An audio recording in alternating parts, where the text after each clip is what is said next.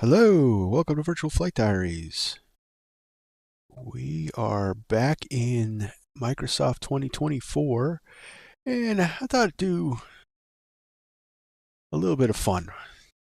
We're going to check out the career option and tool around with that for a couple hours and see how far we can get. So I have the distinct impression that this is going to be very video game-like, but that does not mean we can't have fun with it. So let's get started. So I have not even looked at this yet. So this is we're looking at this together. And yeah, let me see here. All right, so let's get on board. Let's check this out.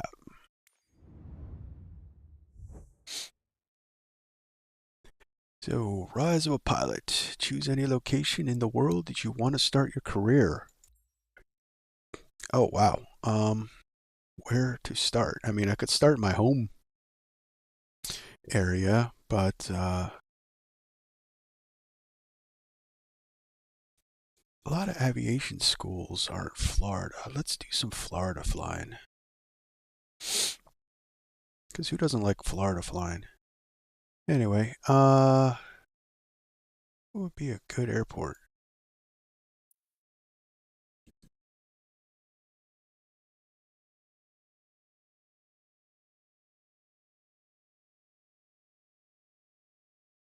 Get oriented. Where's Orlando?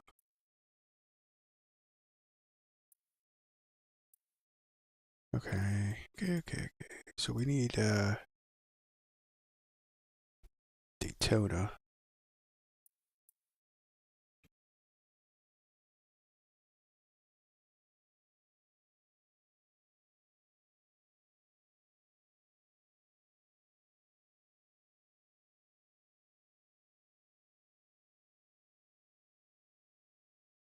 That's weird. Is Orlando not in the sim?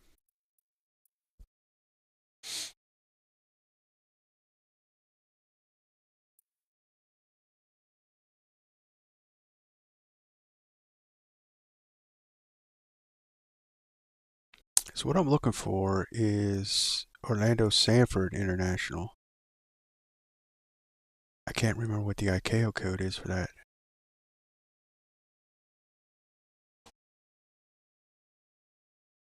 Can you plane?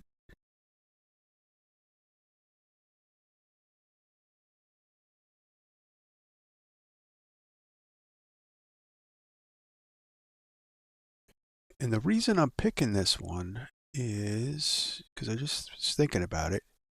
Oh, there you go, KSFB. When I was a younger man, around 2000, I had applied to Comair Flight Academy to become an airline pilot for Delta, Comair Delta, and the school was in Orlando Sanford. So why not?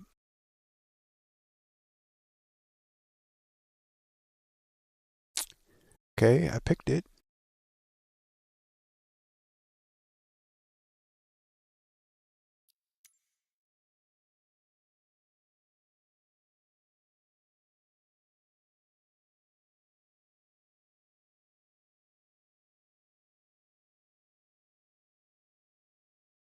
I have a feeling that some of these airports aren't loaded in.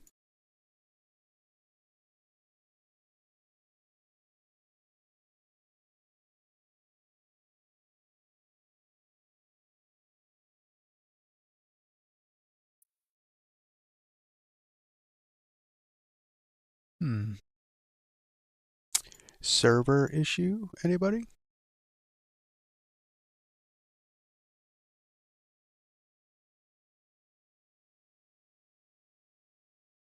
Because we don't even have.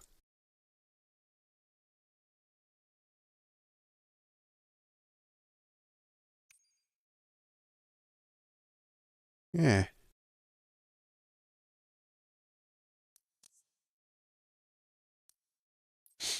Let's try again. If not, we'll just restart. We got a while yet. Doesn't take very long to load back in.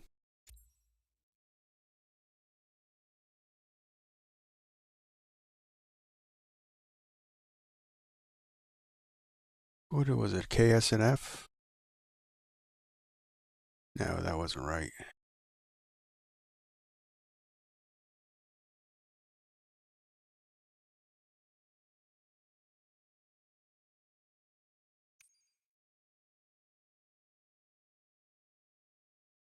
All right. This simulator. All right, let's just restart.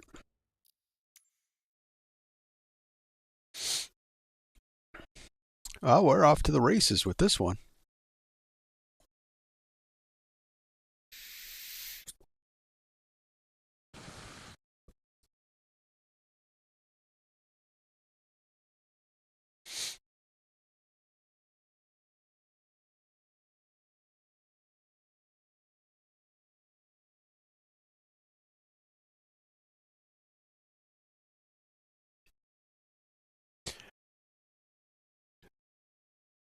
If that doesn't work, we'll just pick another airport.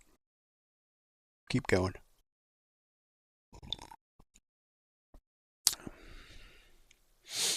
Yeah, it didn't look like there was any of the major airports, just the smaller ones. I don't know.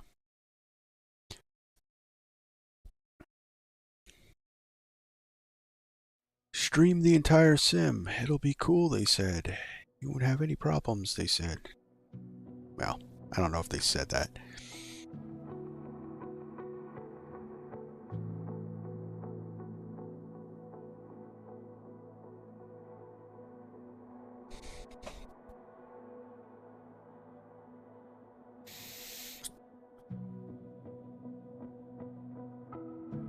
What's good about this one, compared to what happened to me yesterday, was that this is just having some fun. So if we have to restart, we have to restart.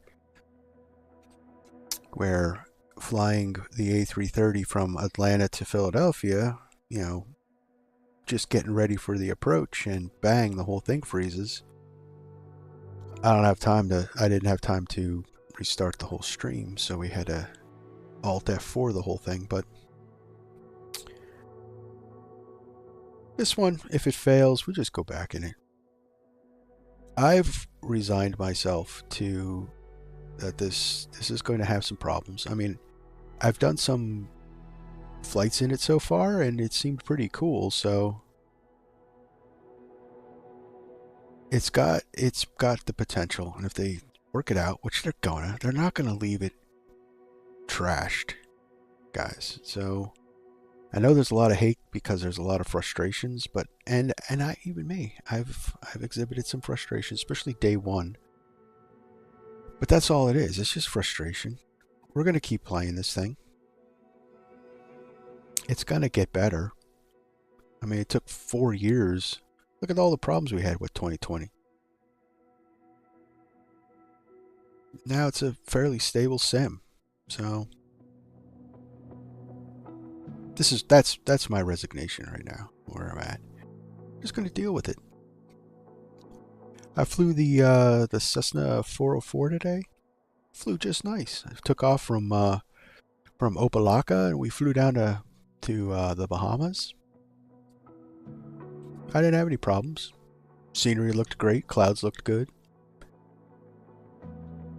The Caribbean water had a beautiful blue to it. When it's working, it's working. When it's not, it's not. And I didn't delete 2020, and it can always go back. So, and we will. We'll be doing 2020 live streams. We'll be doing 2024 live streams. So,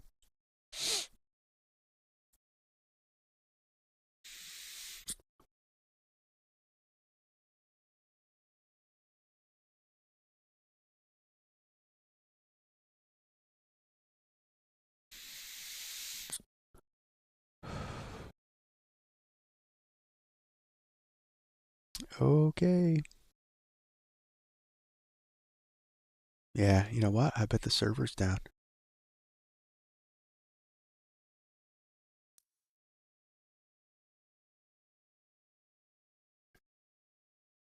Yeah, I bet it is. All right, okay. Now, if we can't get into SIM, we'll end up having to kill the stream. But as we go tool around with some 2020, okay. Obviously, the server crashed. Maybe they're updating it. They're trying to work on it. So let's try this again. I mean, that's 2024, right?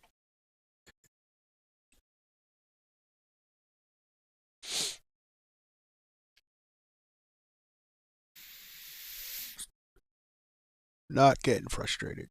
Because I'll tell you what, I'll just move this live stream forward. You know, we'll do it when it's working again. We'll do it again. It's not the end of the world.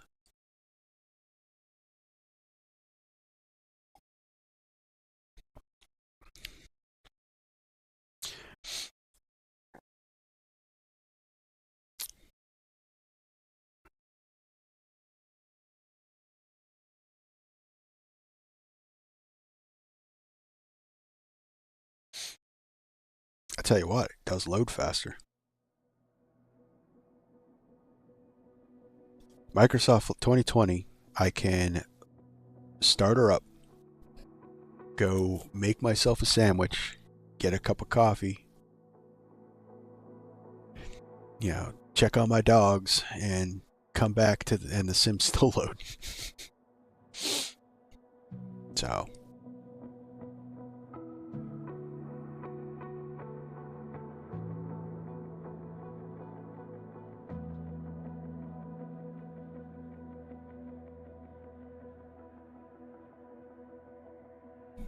but if the servers are down and they're working on it, then that's a good thing, and I'll just push the stream forward an hour, and we'll come back to it. But we're gonna definitely play with this today. I guarantee it.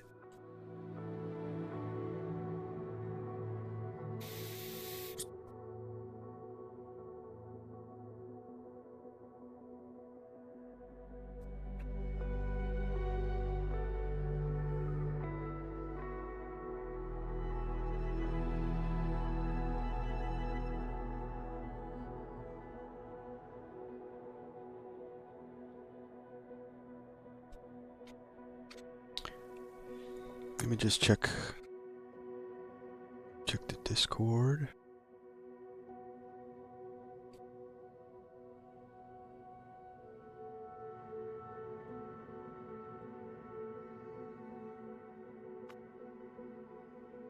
So they said they increased their server capacity.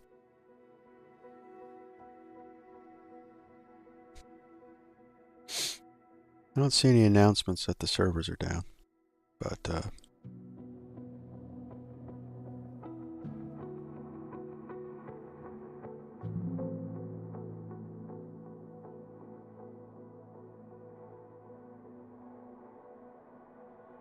was weird.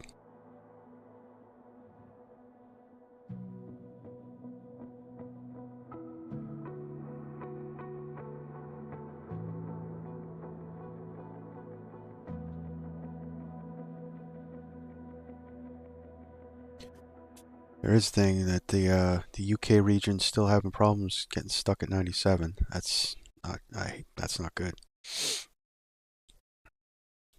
Oh, all right, there we go. Look, let's try this again.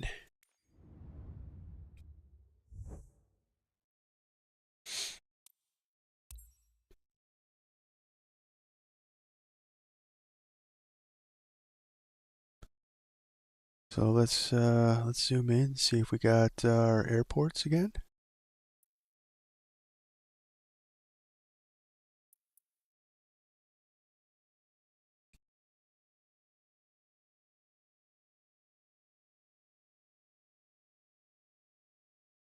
Are they popping in and out? Is that what that is?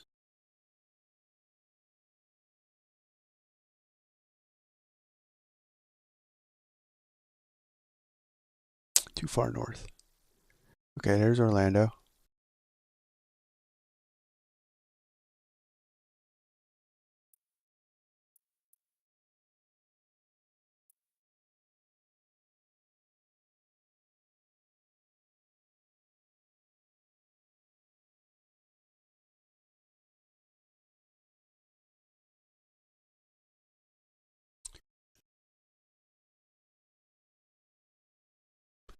Let's just double check here. KMCO.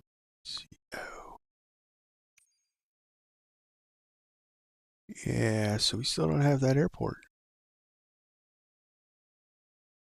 Do we have any of the major airports?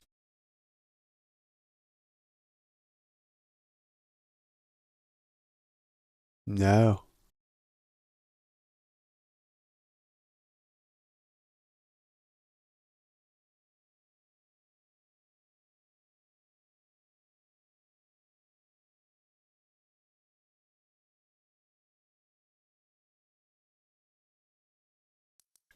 Are they in free flight? Yeah, see, I was playing with that Cessna. All right, let's see if they're in free flight.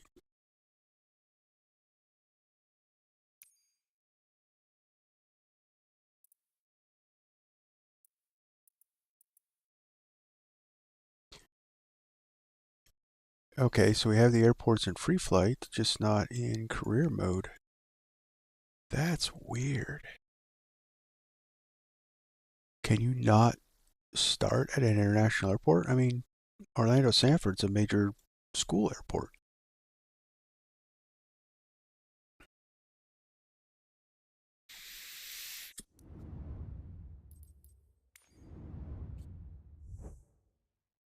Maybe just the server input for career mode is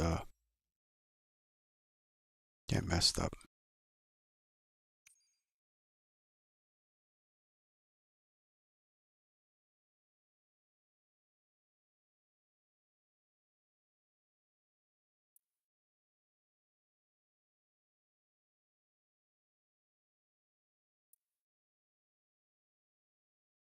Hmm.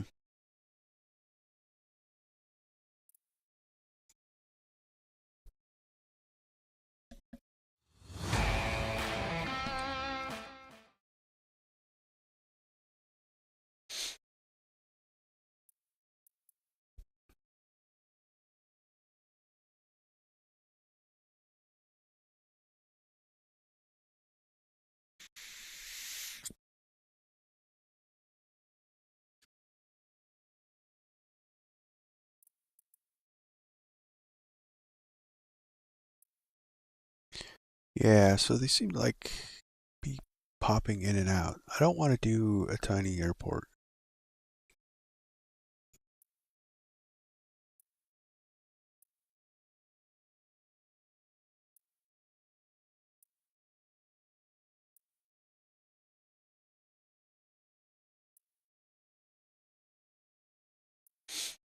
Hmm.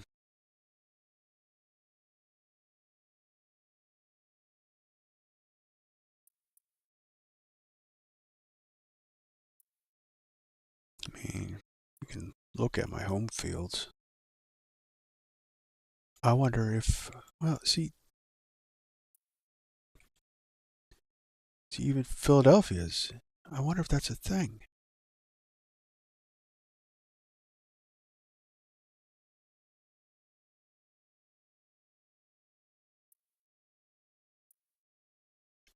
See, now I was under the assumption that you could start at any airport you want.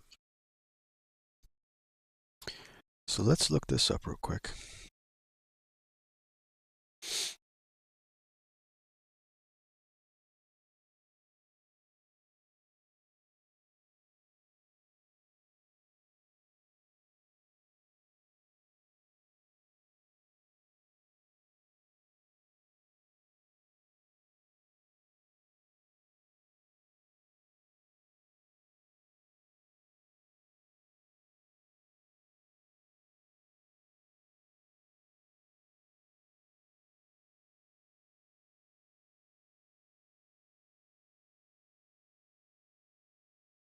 Ah, okay. So you could only choose small airports to start.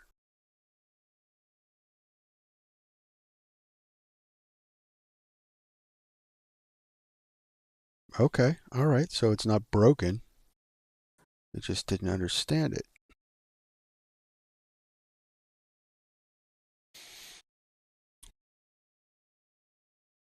Yeah, Microsoft did a whole lot of research knowing that, you can actually learn at the big airports too, but okay.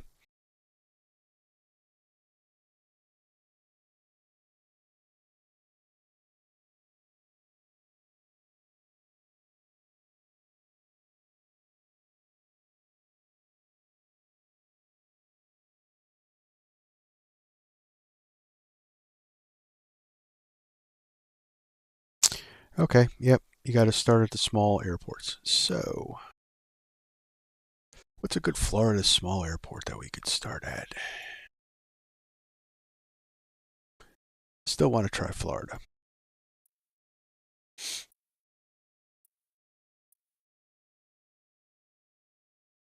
Like, these are.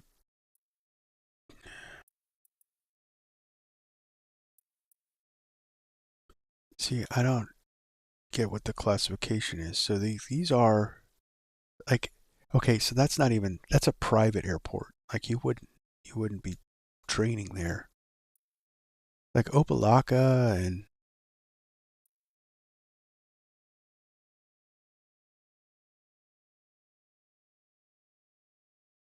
North Perry, they're all GA airports.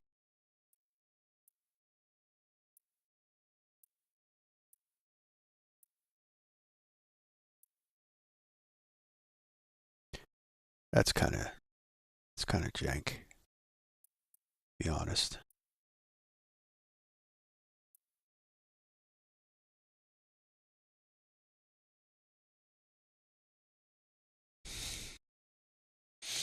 See, it's not even thinking. I'm thinking it's a server issue.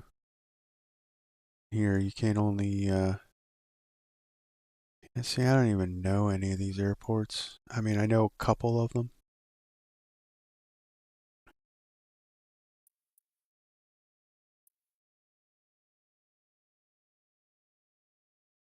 Marco Island. Is that a.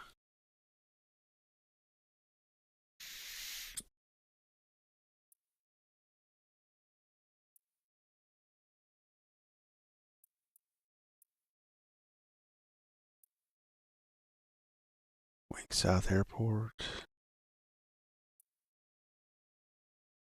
Hmm. Which one should I pick? Corkscrew. I don't know that one. Corkscrew Trace Airport? Pine Shadow Air Park?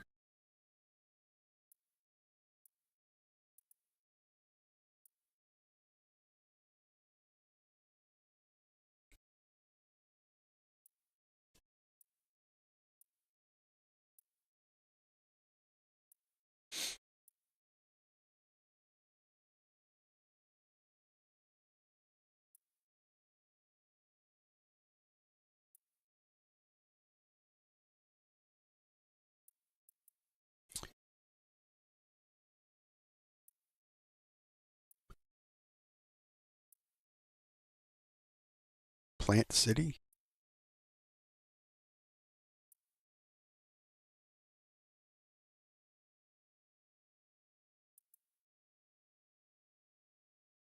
Hmm. See, and I had a whole thing in my head. All right.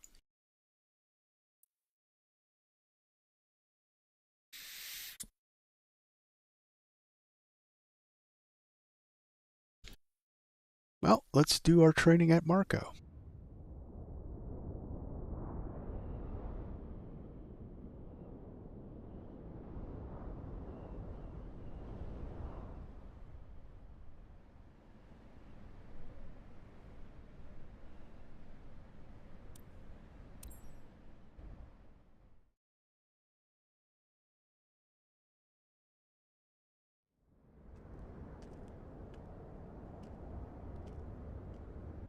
So we're going into the FBO. Hello there. You must be ZGrubyX2, right? Yes, it's a gamer tag. Let's see, you guys hear that? Welcome to Marco Island. I'm Arturo, the owner of this Aero Club. Well, hello, Arturo. Here at the club, we provide all the training lessons you need to get started and earn your private pilot license. So I don't have my private pilot license, but I'm in uniform with captain's bars. I guess I got the uniform shirt off the internet. Then, once you've earned your PPL, you can build up your flight hours and get more experience by taking people out on first flights. But before any of that, let's head outside and take a flight to get familiar with our aircraft and the local surroundings. Swamp. That's what our local surroundings are. The Everglades.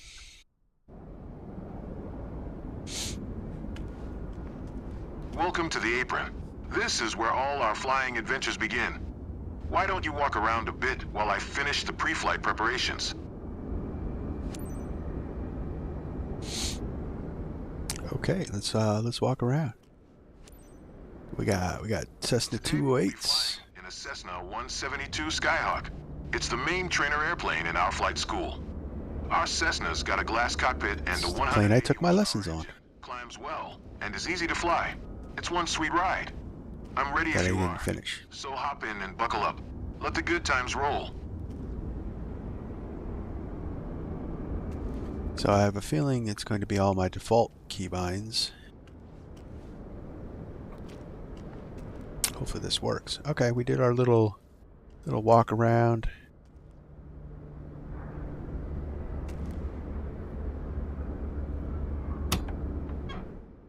Welcome aboard.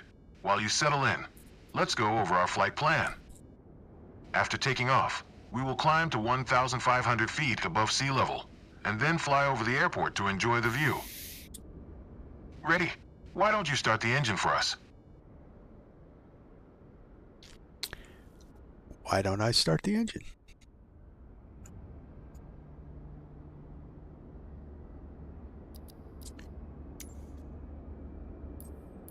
Just real quick. Okay, that's good. Mouse should be right.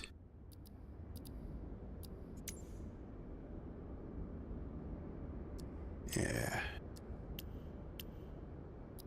Let's set this up right.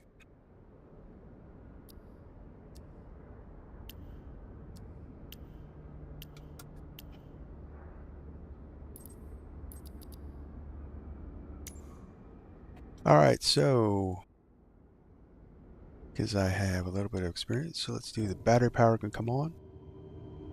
Alternator power. Got mixture rich. Got a fuel pump can come on.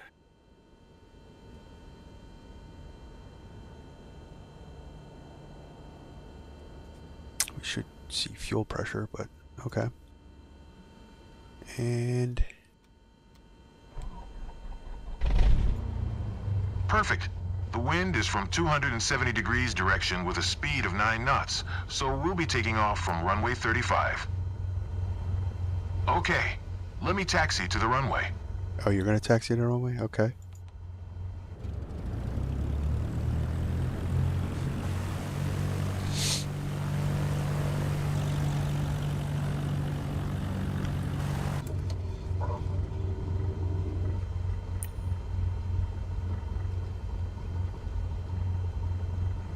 Alright, now comes the fun part. After releasing the brakes and applying full power, we will speed up and take off once we reach 60 knots airspeed.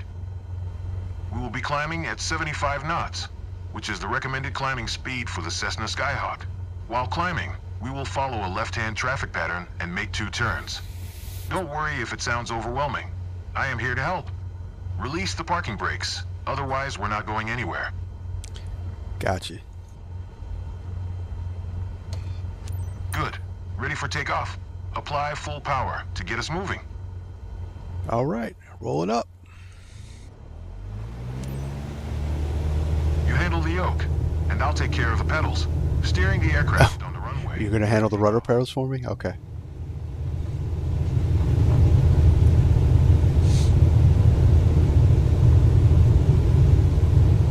We have reached 55 knots. Pull the yoke a little bit to lift off. Kind of auto-rotated there because the trim was a little out.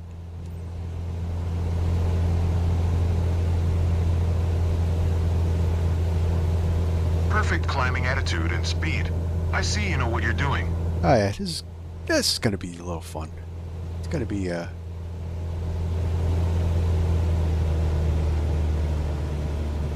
We are 300 feet above the ground. I will retract the flaps. You keep climbing.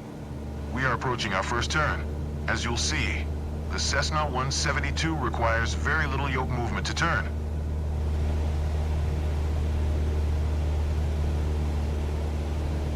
fly through the boxes. You can start turning left. Okay. Can start turning left. Okay.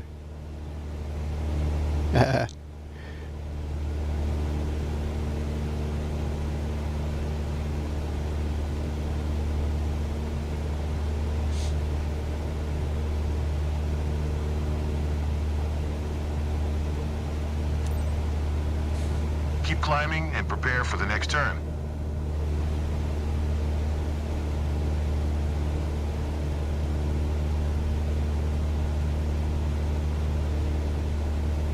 It's weird not using the rudder pedals, but okay.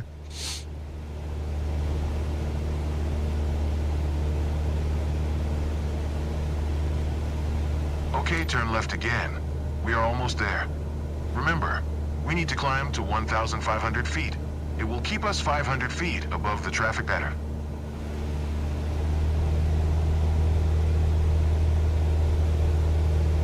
Got a little power in.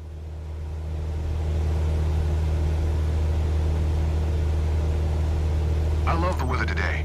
The clouds are beautiful, aren't they? Yep. Beautiful clouds.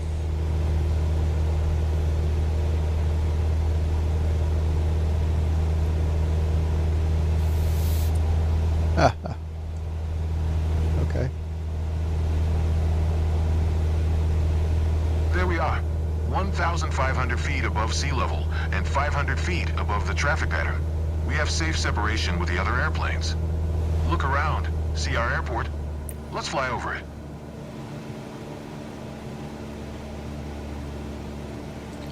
Okay.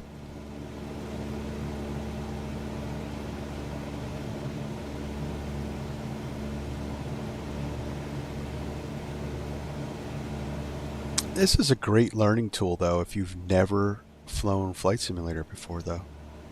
I'll give them that. Fantastic. I know that you're busy navigating and controlling the plane, but don't forget to enjoy the view. Okay, but I'm busy navigating and controlling the plane. Just kidding.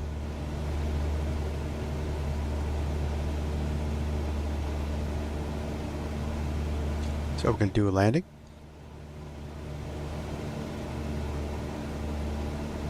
Well done. I believe you have a talent for piloting. I hope you enjoyed the flight. Let's head back to the ground now. Okay. Oh. Whoa. I'm glad that we flew together today. This might be the first chapter in your pilot's journey. If you want to embark on it, let's catch up at our headquarters. Okay. You seem comfortable out there. I'm sure you will get your PPL in no time. You think? You think I got what it takes? There's a laptop in the office that shows all the certification information you'll need for your PPL exam. Take a look.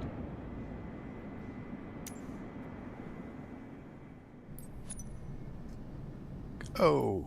All right. Here you can see all the different certifications you can pass throughout your career. Your first step is to work towards your private pilot license.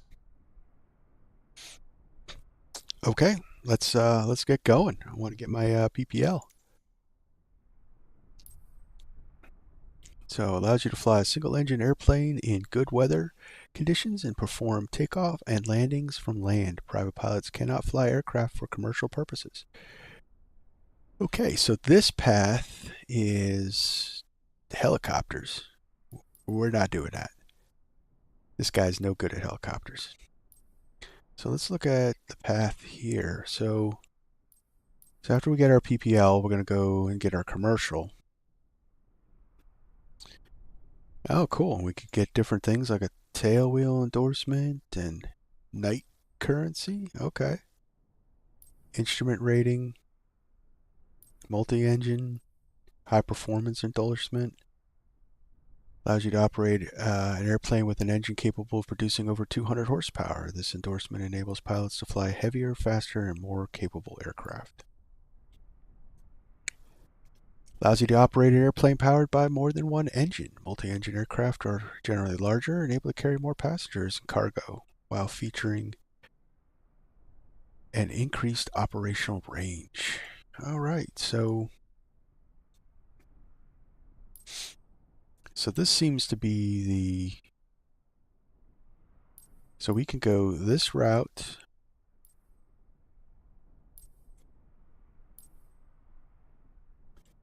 It's a turboprop airline transport pilot rating. We can go this route, high performance endorsement, turboprop rating, and onto firefighting.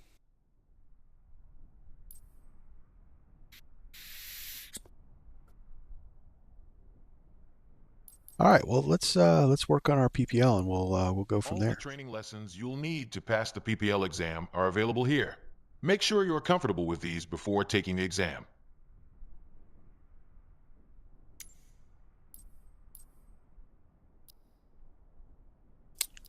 All right, we'll stick with the oh, these are the aircraft that'll be available to us after the exam. Okay. So 2,000 credits. Where's the credits? Like, how do I know how many credits we have? So we're going to learn the basics of interaction with the cameras, aircraft essentials, attitude and pitch, turn and roll.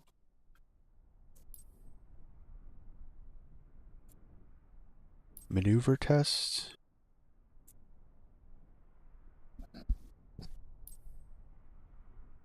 Pre-flight, taxiing, takeoff, landing.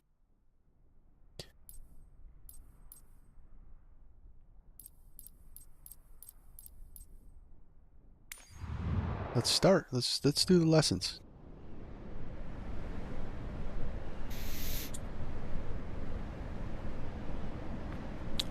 Okay, so we're in Sedona now. Okay.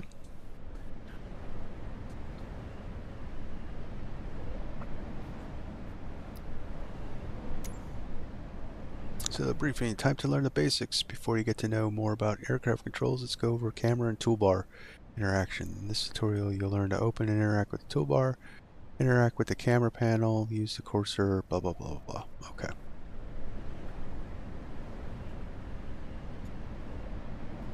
So we're doing this for just the purpose so everyone can see it all. All right, let's start our training.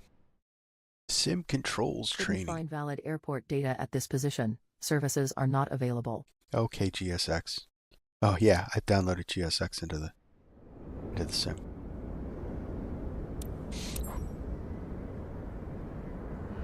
Welcome to Sedona. I'm Captain Jess Molina, and I'll be your instructor.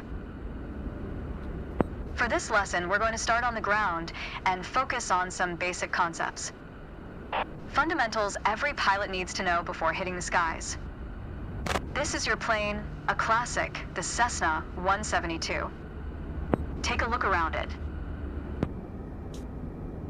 Okay. In the simulator, anytime you want, you can easily switch to cursor mode. The cursor is handy for interacting with menus and cockpit controls or instruments. As you can see, activating the cursor also displays the toolbar at the top of the screen. The toolbar is a quick access menu that allows you to control various aspects of the simulation.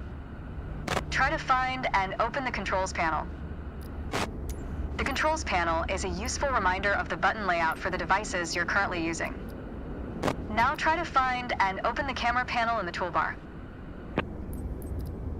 The camera panel allows you to access the various views and camera modes of the simulation. Go ahead and close all the panels for now.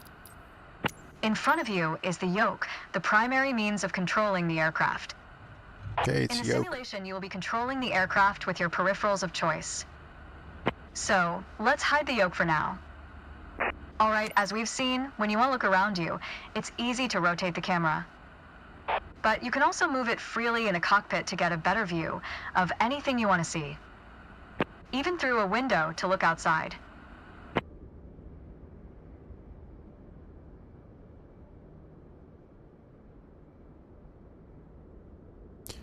Oh, okay, so increase cockpit view height. Now, reset the camera to its original position. Alright, that covers all the main camera functions available in the simulation. Try to familiarize yourself with them a bit more, then reset the camera to its original position whenever you're done. Great. Easy enough. I aced it.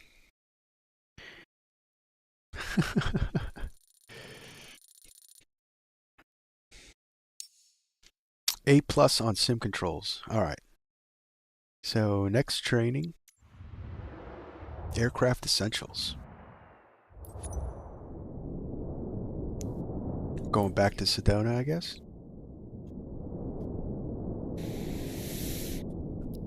So let's see what our briefing is. So as one of your first lessons, we'll start getting familiar with the aircraft's main controls, the yoke, rudder pedals, and throttle. The rudder pedals while taxiing is key. In most general aviation aircraft, relying on differential braking can help move around towards the direction of your choice. Taxiing when the aircraft is moving in the ground, go from runway parking spot, for example. Differential braking when the brakes are used more heavily on one side than the other, causing the aircraft to turn. Okay, differential braking. Let's start our training. Couldn't find valid airport data at this position. Services Yes. are not There's no airport configurations in GSX for 2024. But I'm sure they'll be updating it. Let's get you familiar with the aircraft, a Cessna 172, and a few commands to navigate it through the skies. In front of you is the yoke. The yoke is like a steering wheel, more or less. Turn it left or right to control the ailerons and bank the aircraft into turns. Look at the trailing edge of the wings while turning the yoke to see the effect on the ailerons. Okay. Okay. Now, the difference between the yoke and a steering wheel is you can pull or push on the yoke. This controls the elevator at the back of the aircraft to make it climb or descend. Look at the horizontal stabilizer while you pull on the yoke. You can see how it affects the elevator.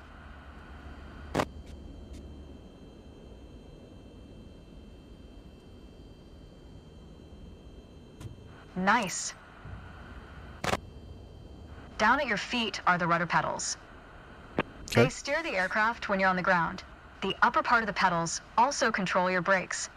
In the air, they control the rudder at the end of the vertical stabilizer to yaw the aircraft.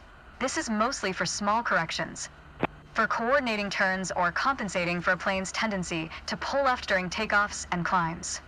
Look at the vertical tail while operating the pedals to see the effect on the rudder.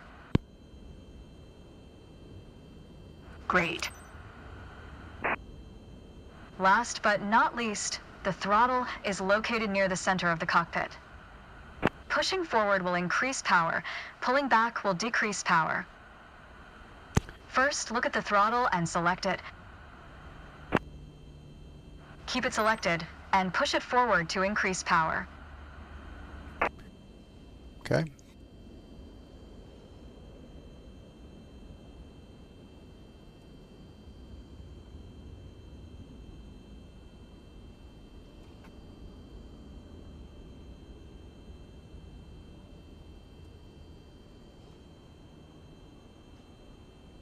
Power is increased. Now pull it back to decrease power. Oh, you have to interact. Power is decreased.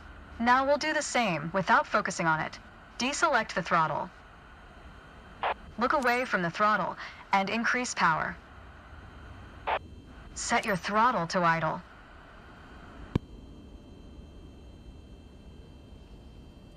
Excellent. When the engine is on, you'll be able to see the power change on your RPM indicator. You will find it on your PFD screen in the top left corner.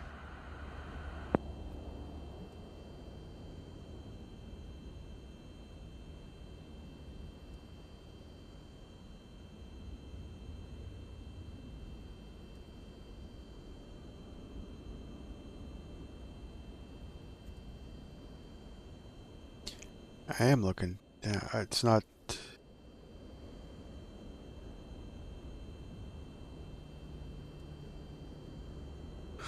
This tells you how fast Okay. the engine is spinning in hundreds of revolutions per minute. Next, take a look at your current speed on the airspeed indicator. It's on the left on your PFD screen. Okay.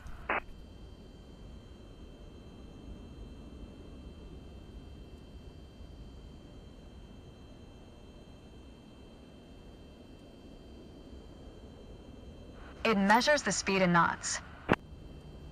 To check your altitude, look to the altimeter. It's on the right on your PFD screen. Not Okay. all aircraft have integrated screens with all this information. A lot of them rely on analog instruments. You can find the analog versions of the airspeed indicator and the altimeter just above the throttle. Down here. Gotcha. They are respectively on the left and right.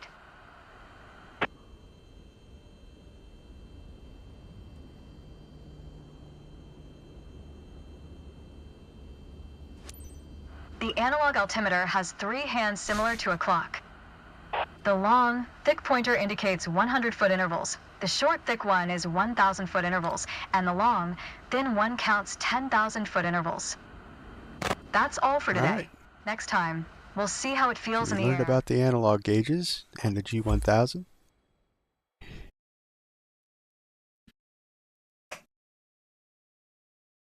If you've never set foot in a plane before, it would be this would be very helpful. I don't know how you could not get an A on that.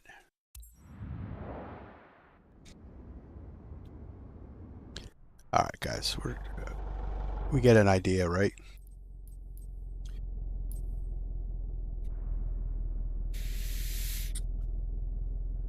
All right, well, let's keep going. We're already here.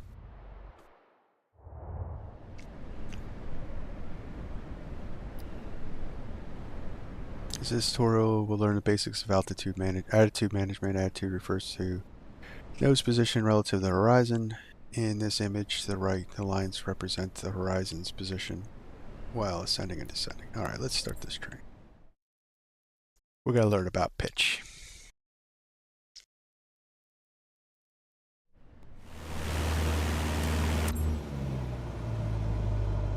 To help demonstrate pitch, I've drawn 3 lines on the windshield. Notice how the middle line matches the horizon while we're flying level? This is the cruise attitude. The lower dotted line is the climb attitude, and the upper one is the descent attitude. Let's dig deeper into what that means. Pull back gently on the yoke until the climb attitude line matches the horizon. Then maintain that attitude.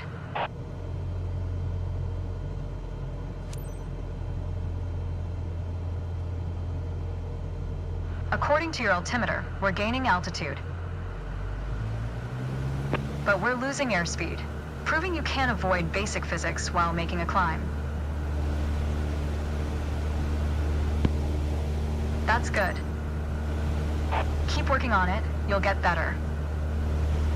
Now, let's level back out. Our speed is increasing and our altitude is stable. That's good. That's okay. Push gently on the yoke until the descent attitude line matches the horizon. Then maintain that attitude. Okay. As expected, with a nose-down attitude, our altitude is decreasing while our speed is picking up. Great. That's good. Keep working on it. You'll get better. Okay. Bring us Get back better, to- like, okay. Place a cruise attitude on the horizon, okay. Now your speed is decreasing and your altitude is stable. Nice. That's good. That's okay. Try to make only small adjustments to your pitch to avoid overcorrection.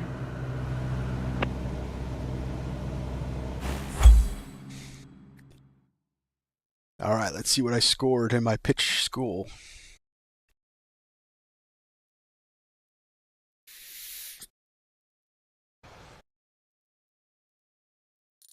A B? Come on.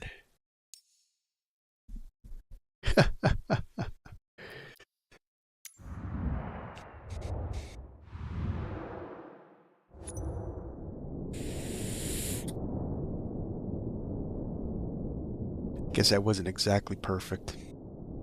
But I keep trying, I'll get better, right?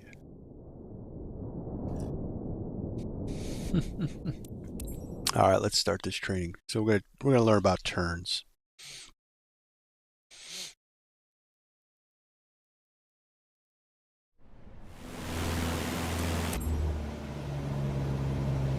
For this lesson, we're going to use a line drawn on the windshield to indicate the cruise attitude. I've also added another dotted line to help you bank properly for left turns. Okay. Gently move the yoke to the left until the dotted line matches up with the horizon. Then maintain that bank.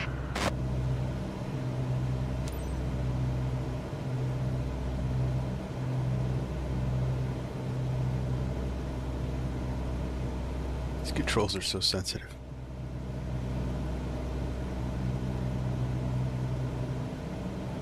That's good.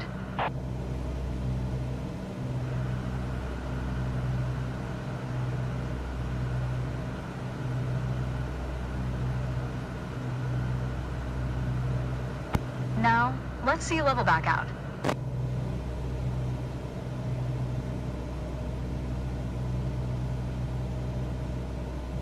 All right. For the next step, turning to the right, let's see how you do on your own without any markings. You can see a series of notches representing 10-degree increments on the attitude indicator part of your PFD. As a general rule, you always want to keep your turns under 30 degrees. Start banking right until you're lined up with the second notch to the right on the attitude indicator. Then, maintain that 20-degree bank while remaining at the same altitude until I ask you to stop.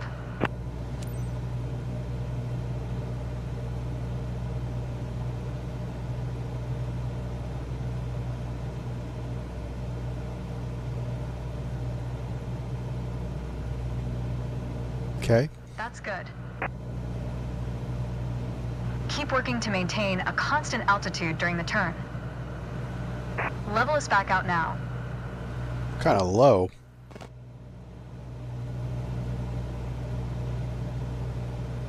Worried about getting into the ground here.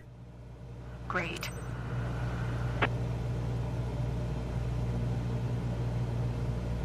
Remember, during a turn the aircraft tends to sink, you need to pull on the yoke to compensate. Yep. Oh, we're not getting an A.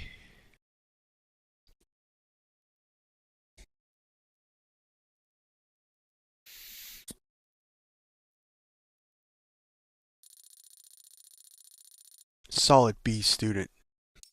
Solid B student. What's next? Power settings. Okay.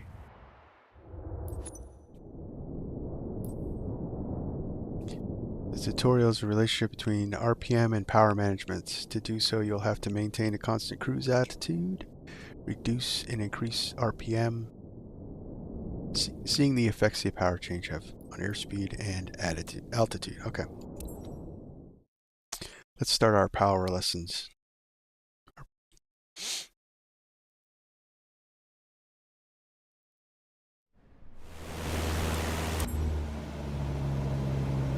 Let's talk about the throttle. If you have the need for speed, then the throttle's for you. Full control over the power output of the engine. This reminds me of like In the Cessna 172, lessons that in relates directly FSX. to the RPM displayed on the tachometer on the PFD. Pull back on the throttle to reduce RPM to 1800.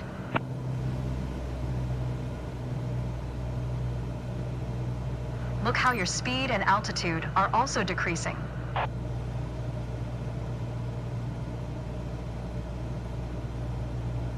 Excellent. Okay, let's throttle back up to 2,400 RPM.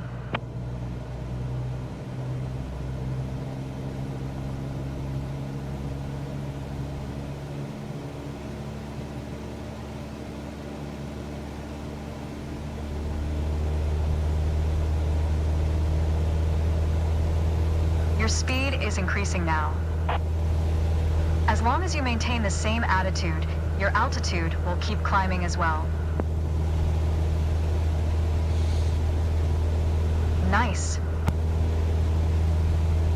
That was excellent. With piston planes like this Cessna, it's common to have power targets defined in RPM.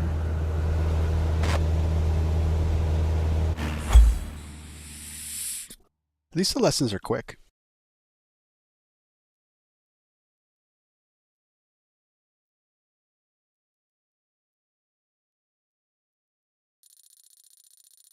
Finally, an A.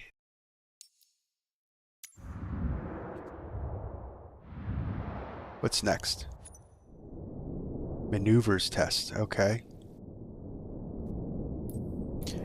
So let's review what you've learned in your previous lessons. This will be the first test, and it is an important step towards completing your private pilot's license. You will be asked to maintain different attitudes, combine climbs, level flight, descents, and turns, manage power settings. Okay.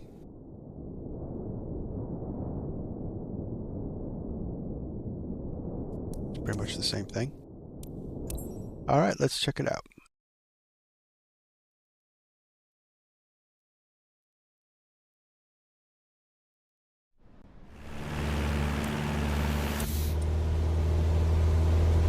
The art of maneuvering a plane through the air isn't a mystery to you anymore. Now it's time to test the skills you've learned. As you can see, we're cruising at 6,000 feet on a north heading of 360 degrees. Start by Roughly. descending to 5,500 feet while maintaining a northerly heading. Okay.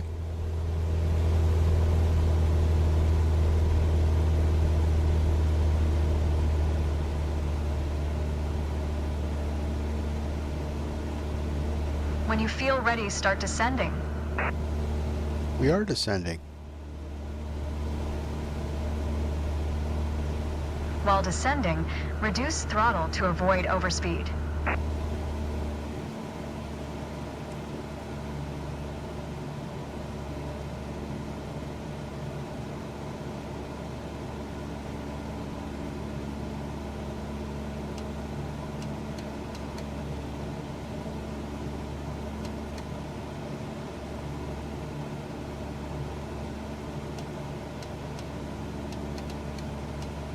While descending, reduce throttle to avoid overspeed.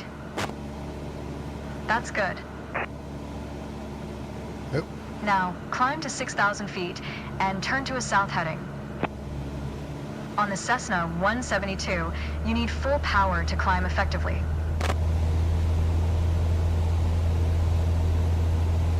South heading, okay.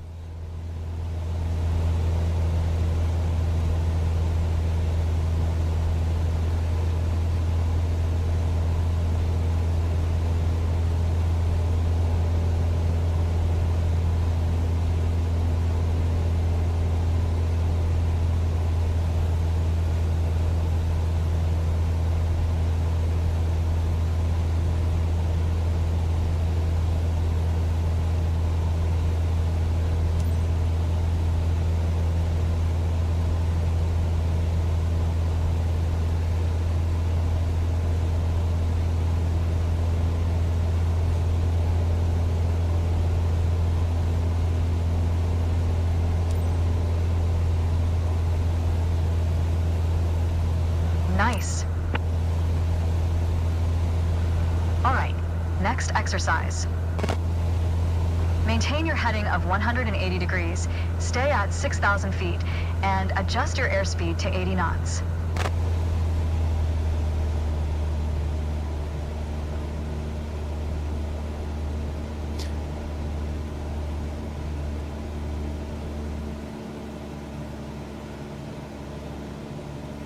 Go ahead and reduce your speed.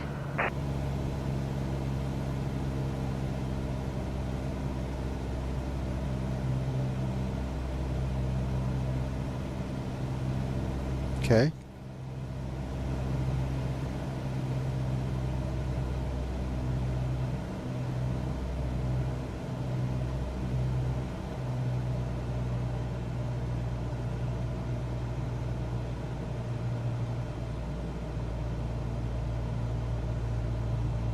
Come on.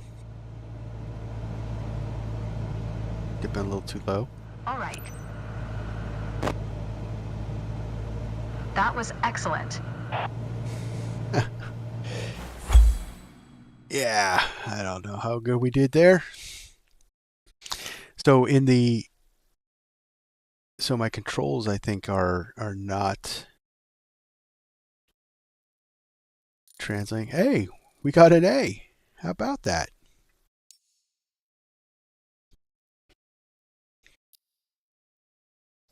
Controls are very sensitive with this simulator. I haven't quite figured out how to dial that in.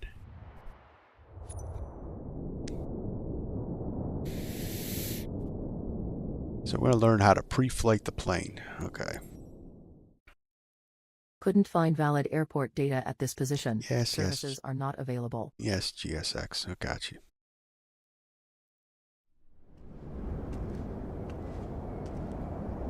So we picked Marcus Island, and we're doing all our training in Sedona. Okay. Today we're going to You know go why over all I the steps think that precede turning Sedona on your engine. Those was steps are essential to ensure your aircraft's integrity and that everything is in order for a smooth and seamless flight. I think First of all, Sedona was stretch in your legs a the bit and take a look at your aircraft and your 2020 surroundings. as their We training never thing. took much time to look at our aircraft from the outside. So I think they just take your time plopped if you over wanna the inspect it. files. All right, so we're gonna walk around. You might have noticed some extra bits on your aircraft. These are the covers and chocks. Covers are installed when the plane is not in use and are meant to avoid damaging its sensitive parts. Chocks are there to immobilize the aircraft. You'll need to remove them before takeoff. Okay.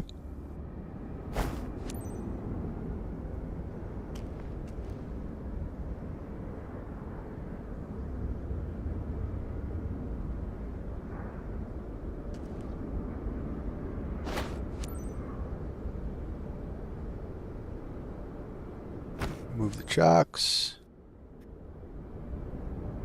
And we're done for the outside.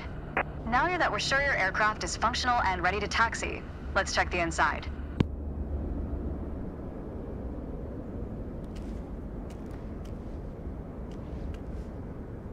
Okay. Well, we're not going to do an actual walk around? You've been given an EFB, also referred to as an electronic flight bag. It's a tablet that stores critical flight information and is the ideal tool to prepare your flight plans and enhance your piloting experience. Open it and take a look. Feel free to follow a quick guided tour of its features.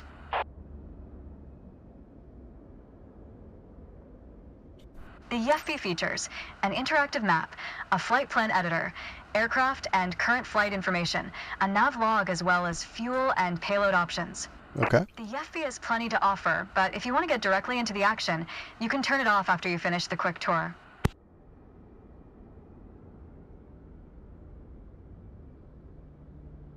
Atlas app. Here you can plan your next flight, check your navigation map, check airports, information and charts. Aircraft app. Here you can check your flight performance, use the checklists, and have access to your aircraft's documents. Pilot log. Settings. and then more apps.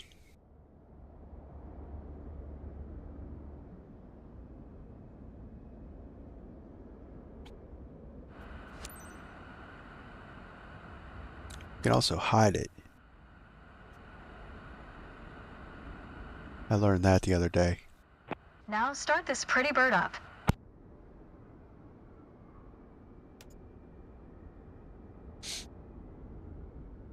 Beacon on. Nope. Nav. Fuel pump.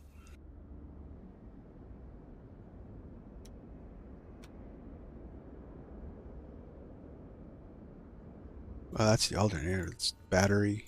All. Now that we've covered all the preparations, let's get to the good stuff, shall we? Oh, we're finally getting to the good stuff.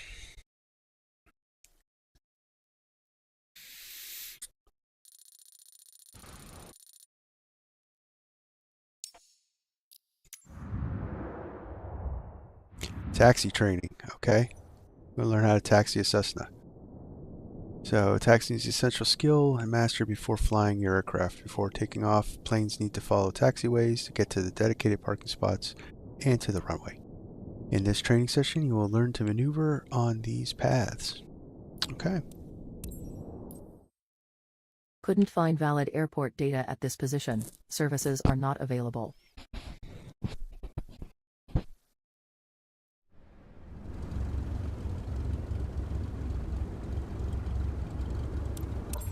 Let's take a moment to talk about taxiing. Taxiing refers to moving the aircraft on the ground under its own power. In particular, getting from the ramp out to the hold short point on the edge of the runway. Steering on the ground is managed through the rudder pedals. That's right, unlike driving a car, we turn by using our feet. Okay, ready? With the throttle idle, release your parking brake.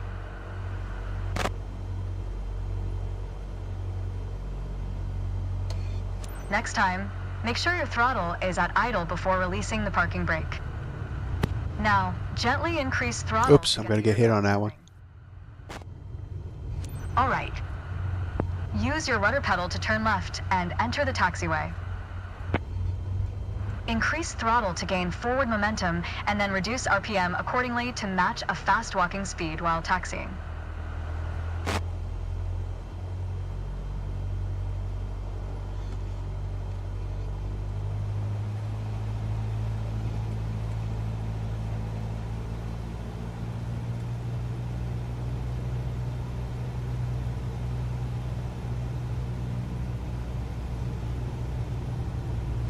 Now, test the brakes.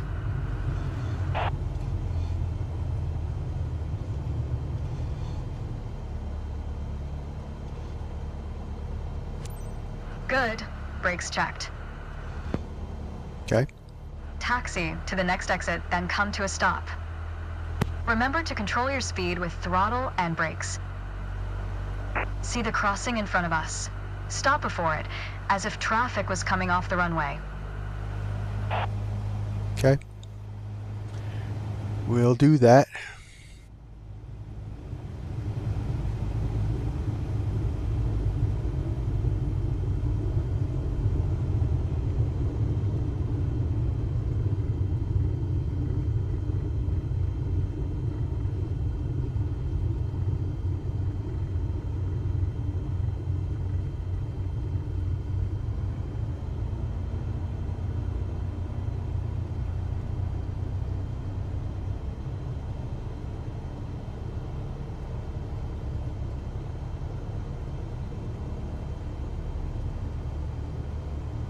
Power seems a little weird.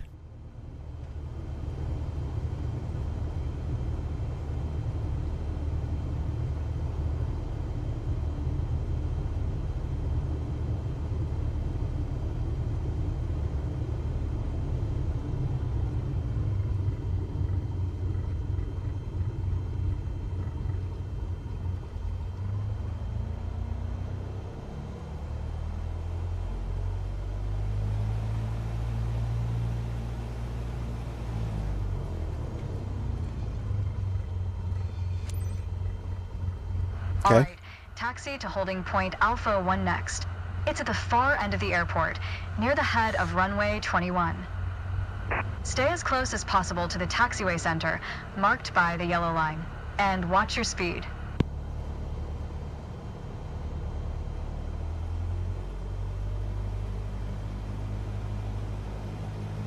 Yeah, I shouldn't need, in a Cessna 172, I should not need 1600 RPMs for breakout.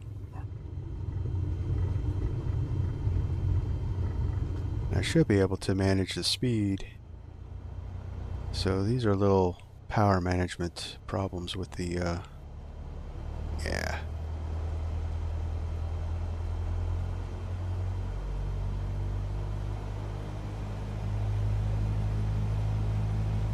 $1,600 RPMs for breakout.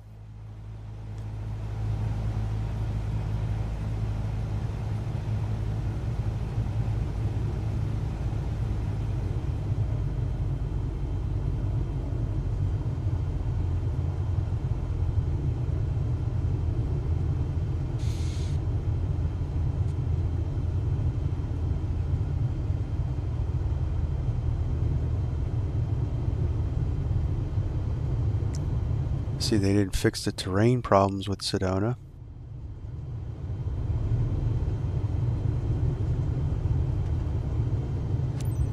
After the right turn, come to a stop before the hold short point, in prep for takeoff.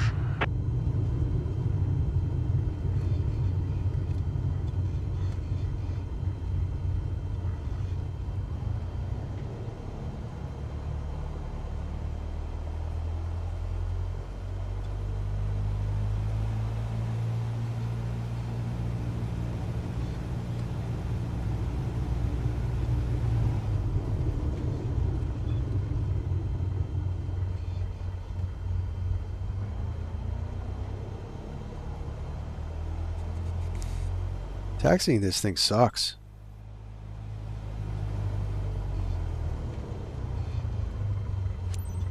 That was good taxiing. The next challenge will be to keep the aircraft under control while at full throttle for takeoff.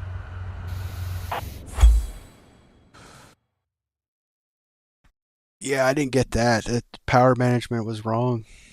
That's all right. We're playing in game mode.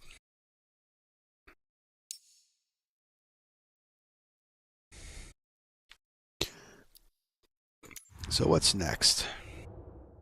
Takeoff. Okay.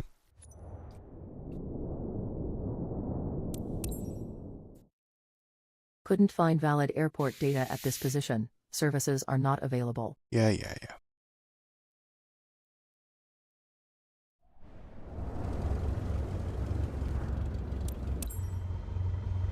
There's an old saying I like: a mile of road will take you a mile. A mile of runway will take you anywhere. Taking off isn't hard, but there are a few key That's an old points to saying? remember. First, we always take off into the wind, which won't be an issue on a calm day like today. Second, before we enter a runway, we always make sure it's clear. Check to the right to see if a vehicle is on the runway, and to the left to make sure no other planes are approaching.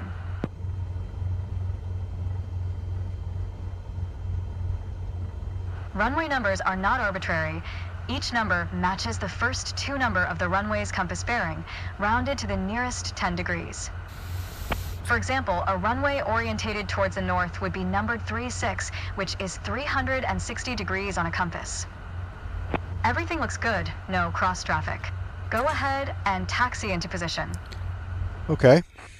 Now slowly taxi onto the runway and align the plane with the center line. Then stop your plane just after the number 21.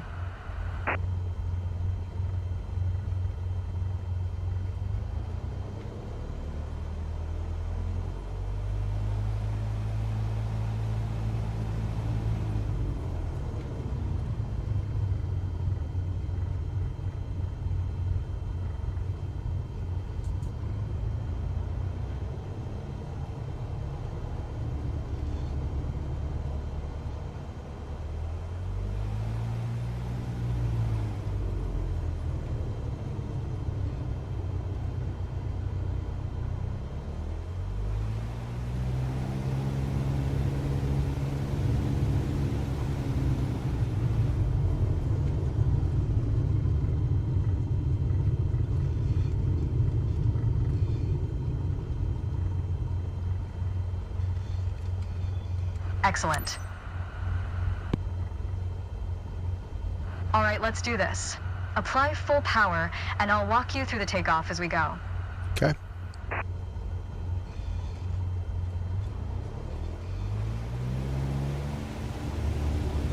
Use your rudder to stay on the center line, and keep pushing power until you reach 55 knots.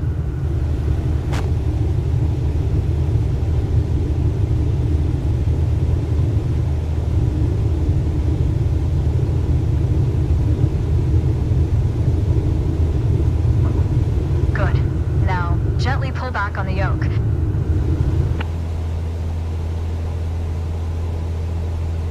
And we're airborne.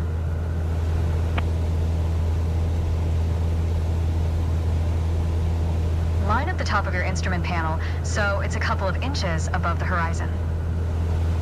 That'll pitch us up and set a good climb attitude. Maintain 75 knots and we'll reach our target altitude of 5,500 feet in no time. Focus on flying straight. Use your rudders to remove the left yaw plane as when climbing. You can see your current yaw input by looking at the MFD's slip skid indicator.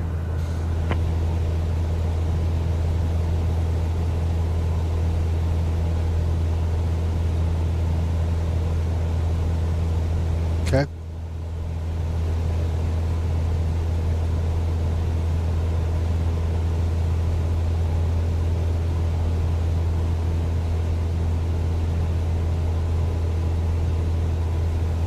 Maintain 75 knots and climb to 5,500 feet.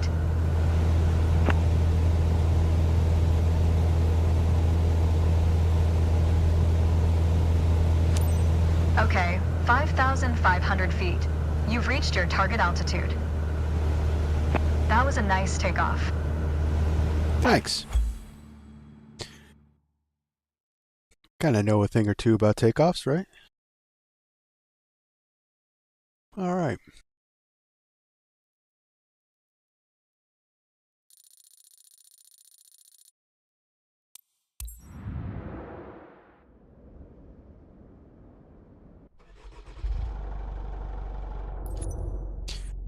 Let's skip ahead here.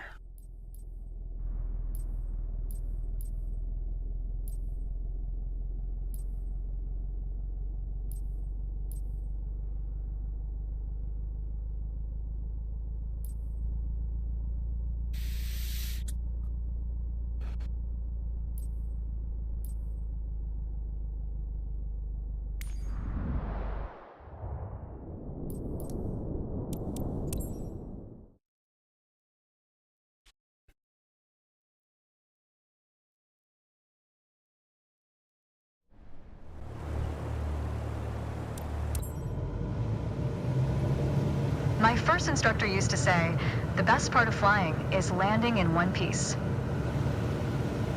Today, you're in charge of bringing us in for a safe landing. And I've already set us up in landing configuration at 65 knots with 20 degrees of flaps. Keep your aim point on the runway threshold. When you're 10 feet above the runway, it's time to flare.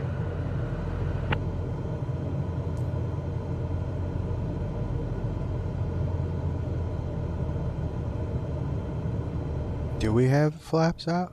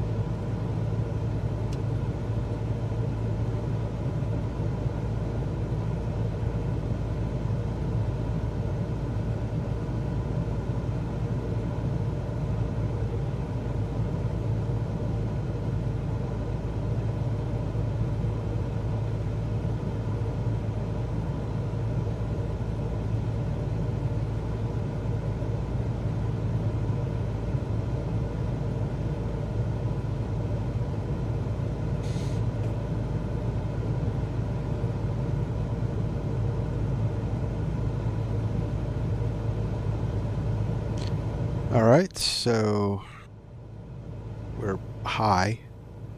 Just seems like we're high.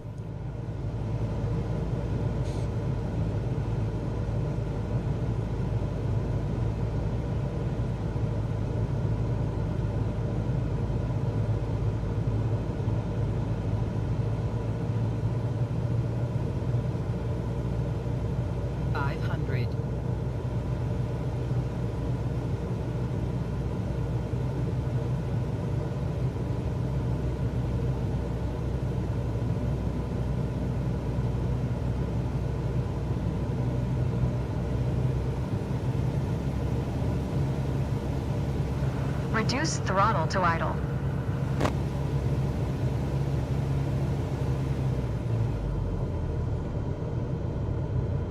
Now, focus on the end of the runway and pull back slightly on the yoke to aim the nose just above it.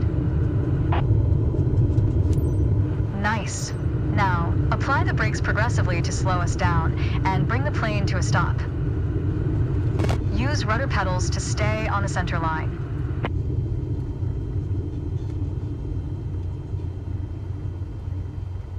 That was excellent. Thank you.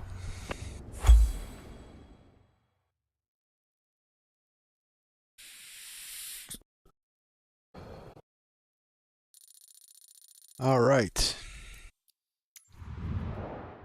Oh. Darn it, I didn't want to do that.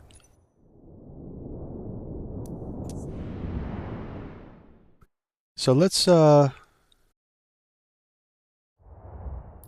look at our first solo flight. Couldn't find valid airport data at this position. Services are not available.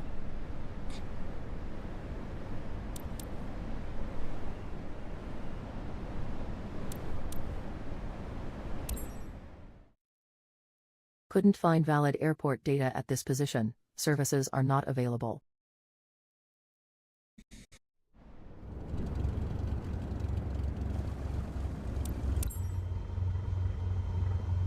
It's time. Your first solo flight. I'll be watching from the ground, in radio contact if you need me, but something tells me you won't. Your goal is to complete Sedona's left-hand traffic pattern on your own. Remember everything we covered in our previous sessions, and you'll be just fine. Good luck. See you on the other side.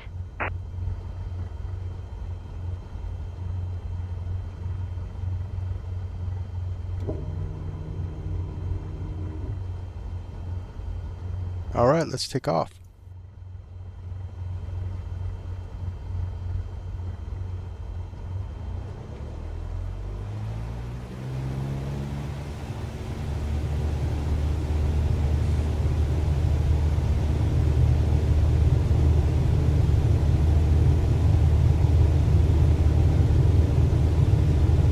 Airspeed's alive.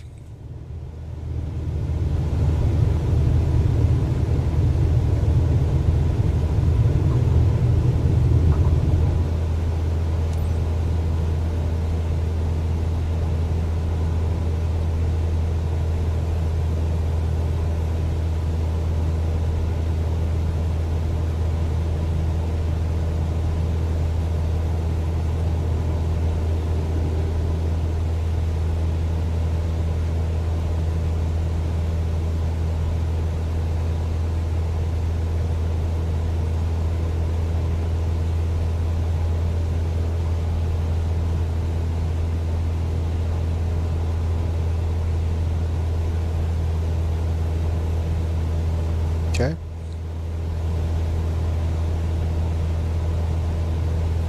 Simple enough.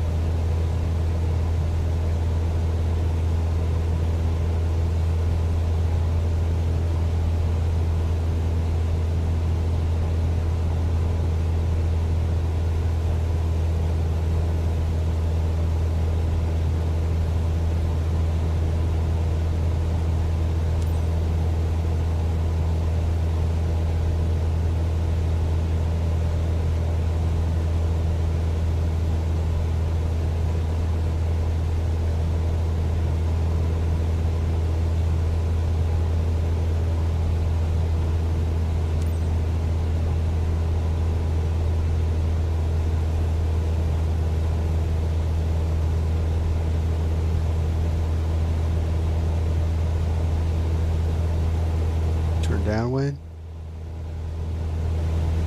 Can't seem to get that 75 knots. I have it to the stops.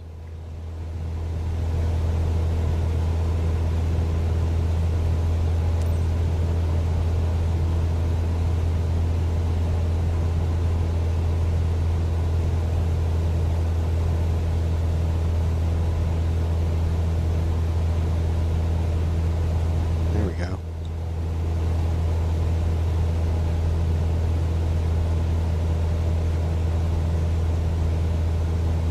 $6,000.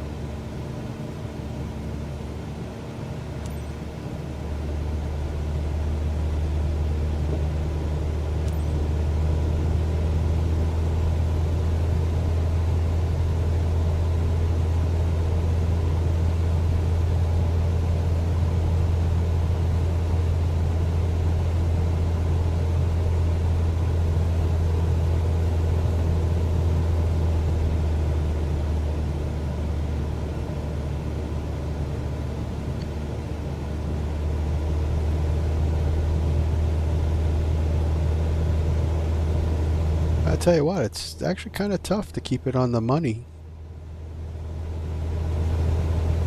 I mean, normally I wouldn't have cared so much to keep it on the exact time.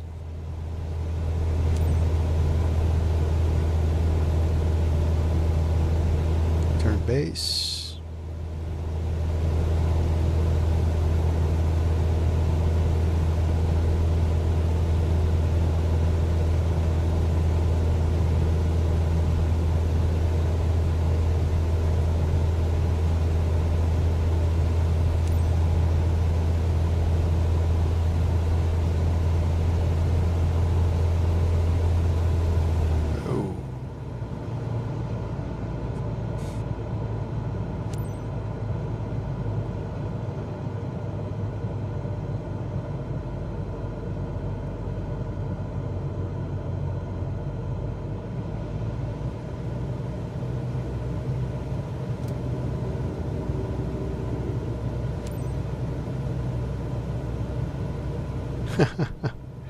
I'm reading the signs and stuff like that, not paying attention.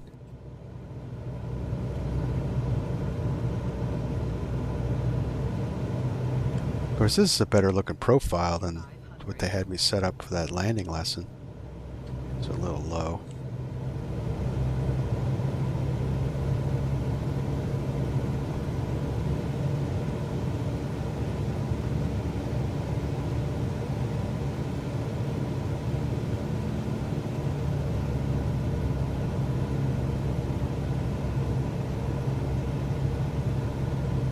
This plane sucks.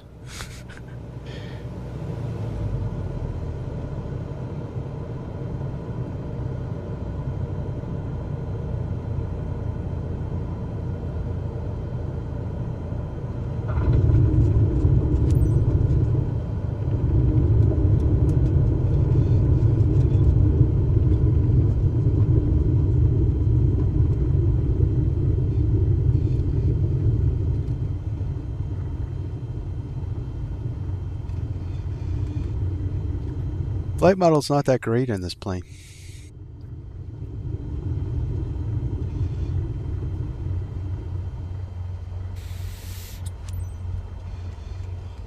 I think a bit more practice may be a good idea. Oh, please. You're on your way to becoming one hell of a pilot. Was that a C? Did I get a C?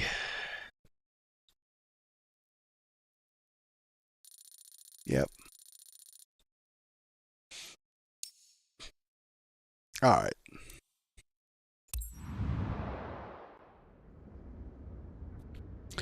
Let's take the private pilot's exam.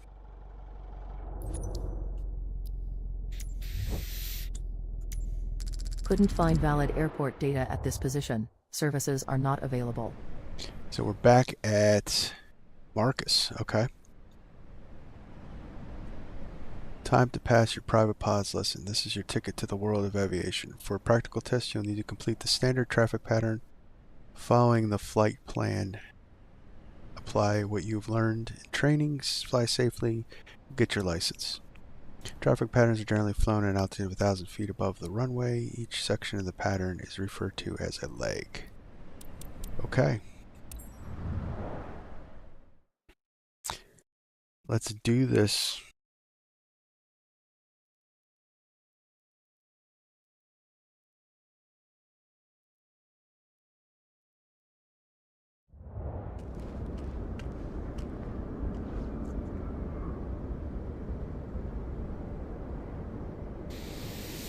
It's time. Your first ever check ride. Start by removing the covers and chocks, then join me inside. Okay.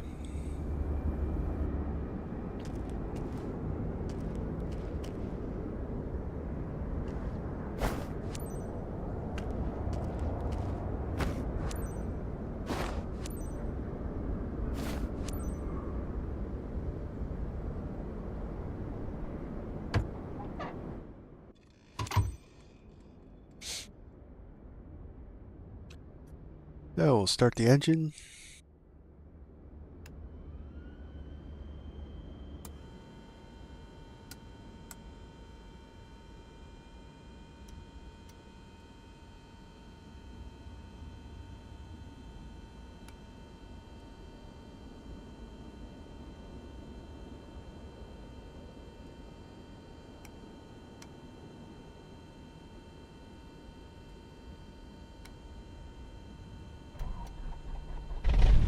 Your goal is to complete a left-hand traffic pattern, respecting flight path and all required speeds. Rely on what you have learned in your trainings, and you'll be fine. Now, show me the best traffic pattern that you've got.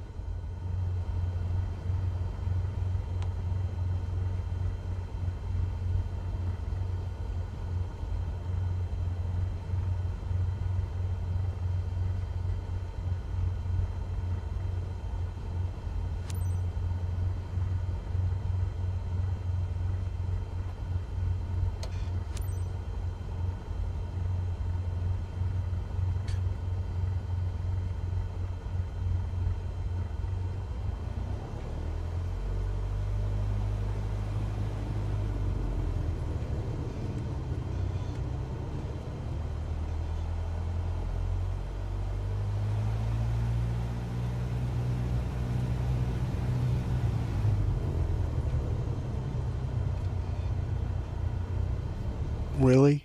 Between the buildings?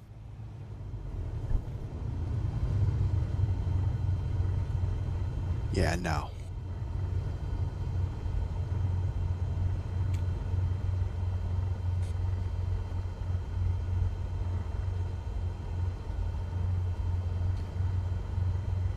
Oh, of course, my that mouse bug has occurred.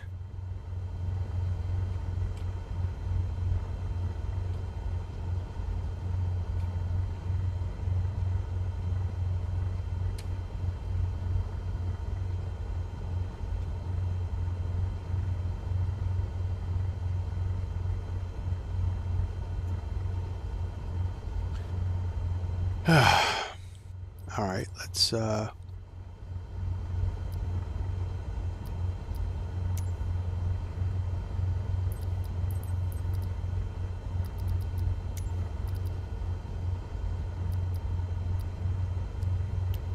there's a bug with the mouse that it locks out.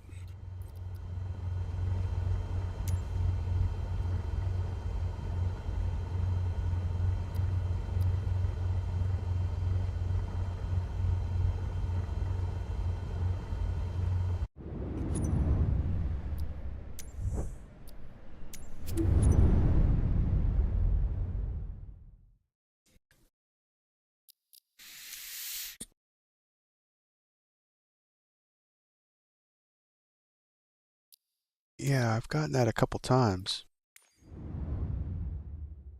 I wonder if just doing this, or do I have to restart the whole sim? You seem comfortable out there. There's a...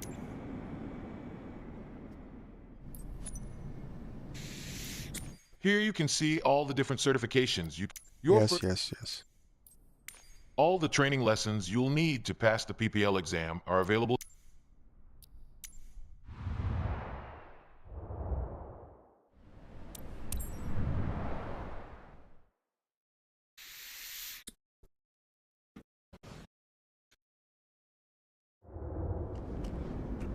Hopefully this fixed it.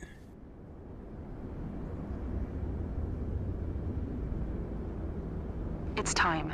Your first ever check ride. Start by removing the covers and chocks, then join me inside.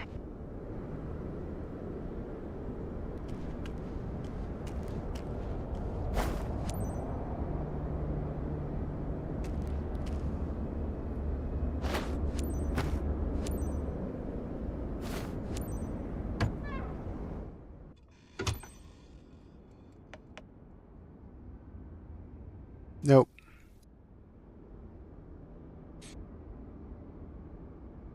Alright. I wanted to take it to at least private pilot, guys. So...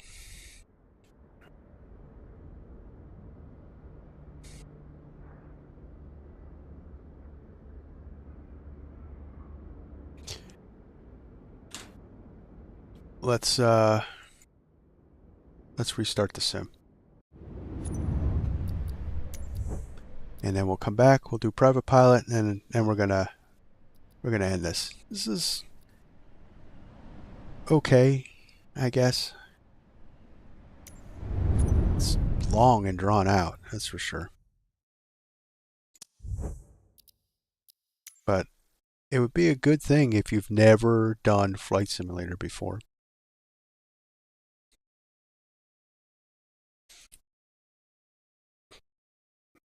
Yeah, let's see, you encountered a problem. Of course you did.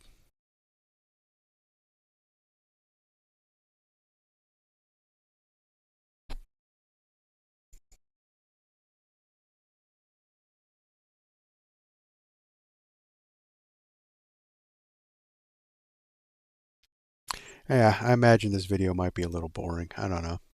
I just wanted to show people the career mode. I kind of wanted to see it too.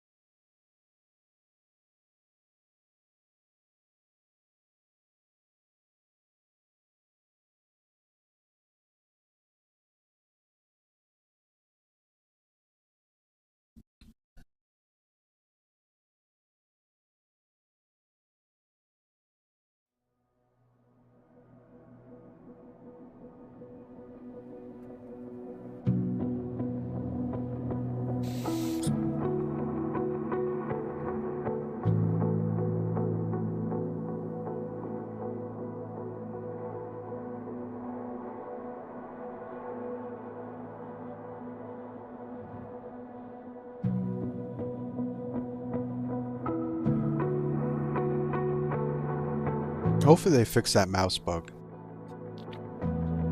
Happened to me a couple times.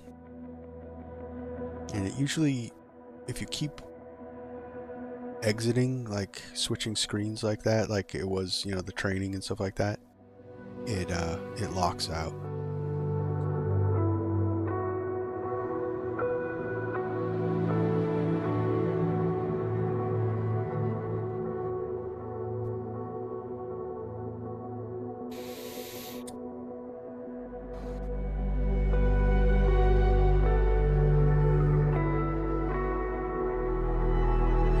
But it seems to be a fairly long process to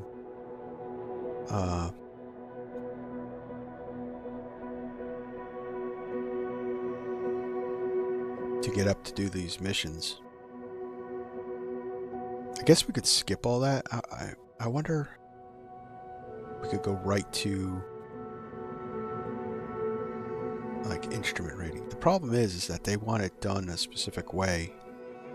And I have my habits that I've built up for, you know, decades of flight simming.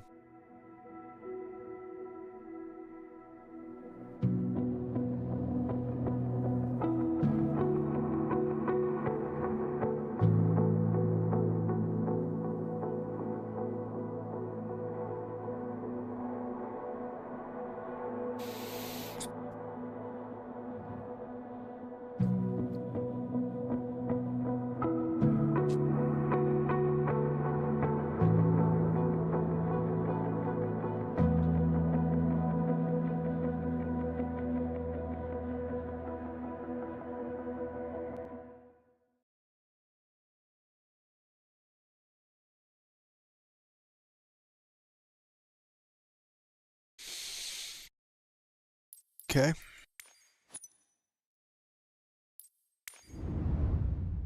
Let's try this again.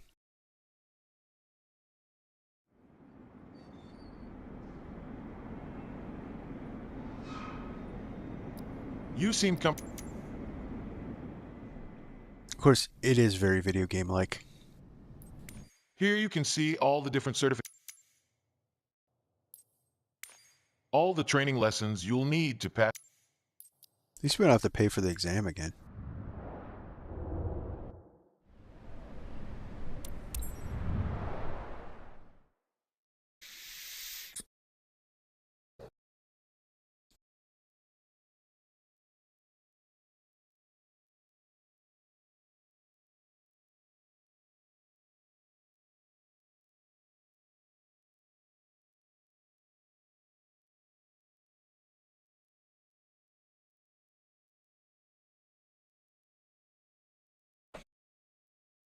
That's taking a minute to load.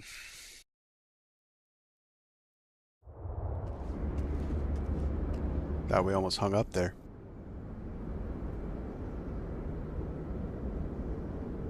It's time. Your first ever check ride. Start by removing the covers and chocks, then join me inside.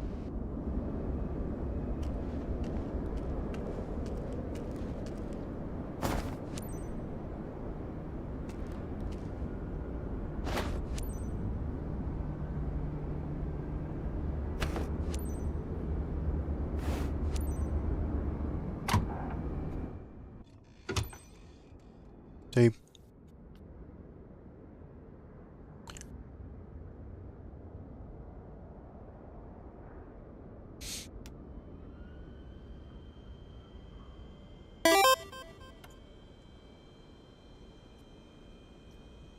Hey, Trailsick, welcome to the stream and chat. Hey, it's going. We're just doing a little look at the career thing. And it's a little game, a little video gamey, but you know, if Your goal is to complete a left-hand traffic pattern, respecting the flight path and all required speeds. Rely on what you have learned in your trainings and you'll be fine. Now show me the best traffic pattern that you've got.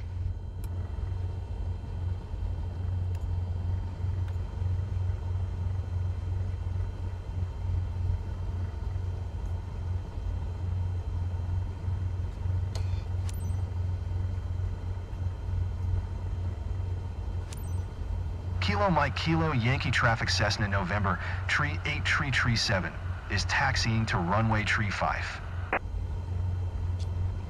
Alright, so let's head out.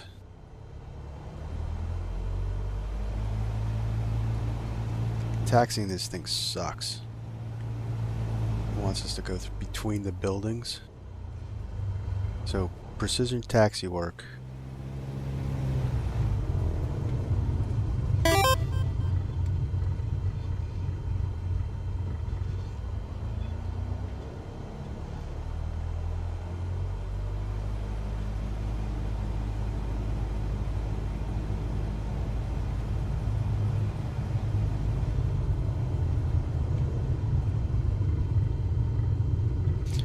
Saying, I like the career mode, but the private pilot tours you have to do are painful. The AI chatter is sickeningly awful.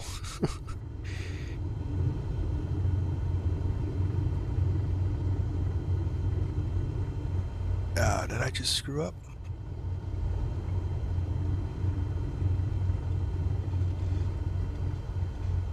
I think I just screwed up. Alright, let's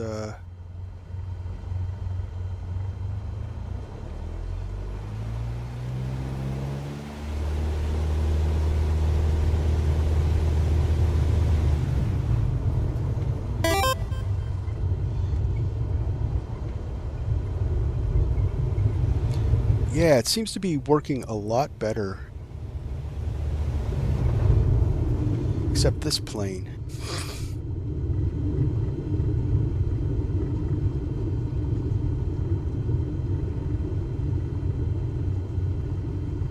Yeah, we'll just taxi through these planes. This plane is horrible.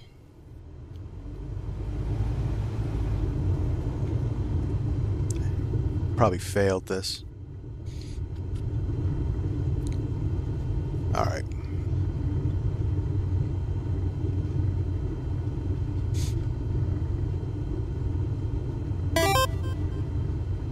So what was surprised me is the streaming. When it works fine. So let's see it working in the long run. Surprising how quick it pulls them in. Yeah. It I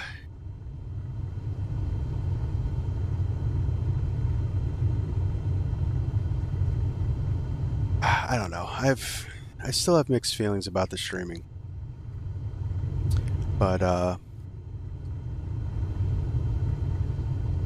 guess it could be good. I don't know. If they could keep the servers running, that's the big problem.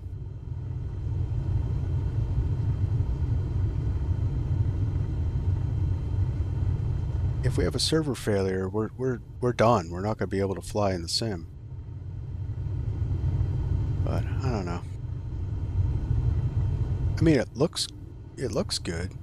It still has some Microsoft 2020 issues, especially with the terrain.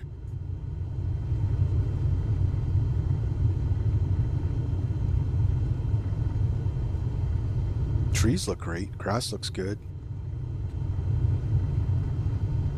This plane sucks.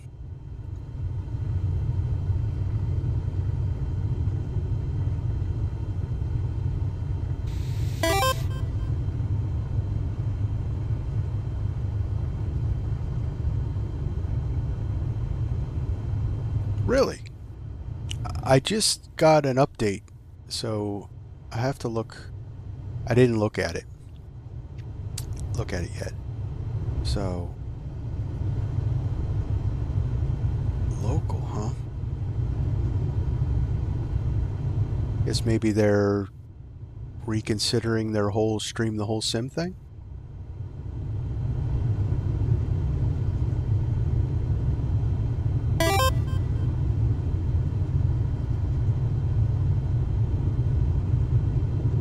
Really? That's I like that.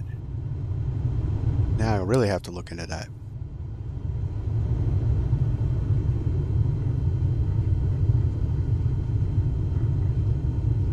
But I mean, I already made add-on linker, so I don't know. I don't know if I'll change it because my add-on linker will keep my community folder somewhat small. So.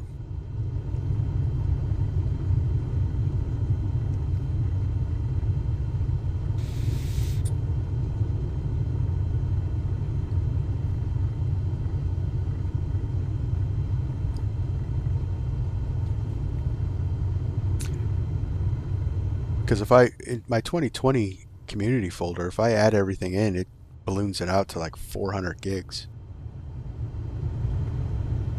But I found that add-on linker really helped with that sim, so maybe it'll be good with this one.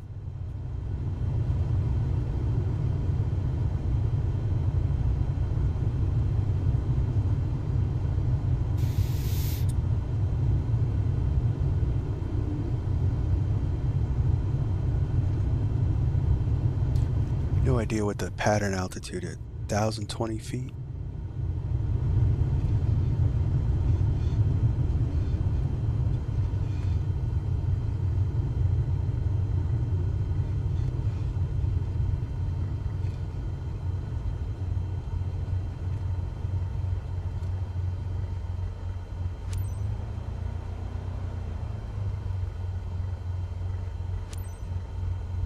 Kilo Mike Kilo Yankee traffic Cessna November, tree 8 tree 7, taking off runway tree 5 left closed traffic.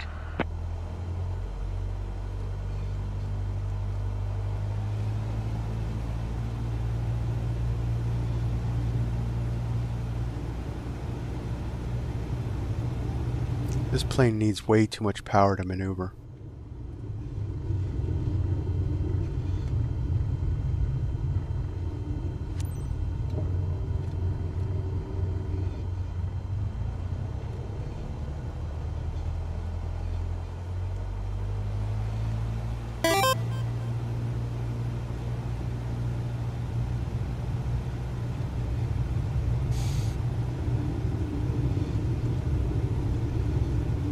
Alright, should be alright just doing a roll and takeoff.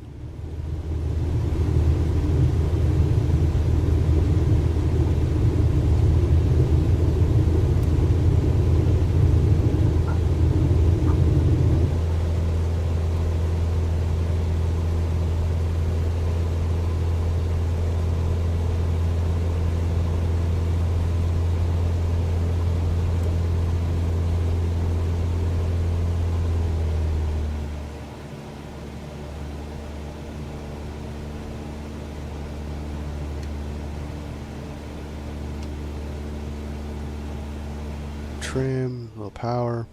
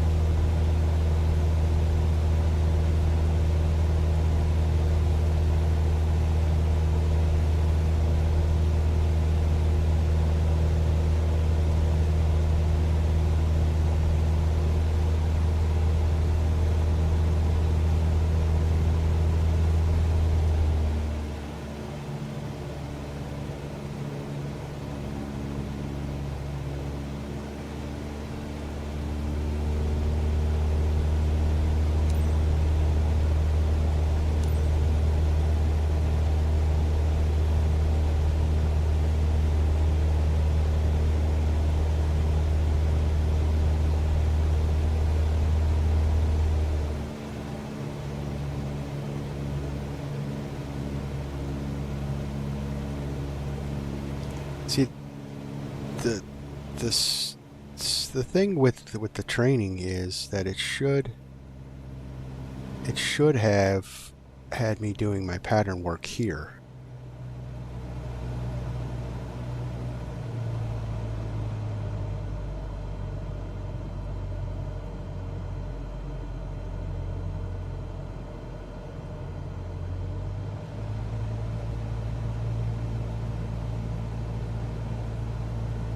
Laps 10 midfield.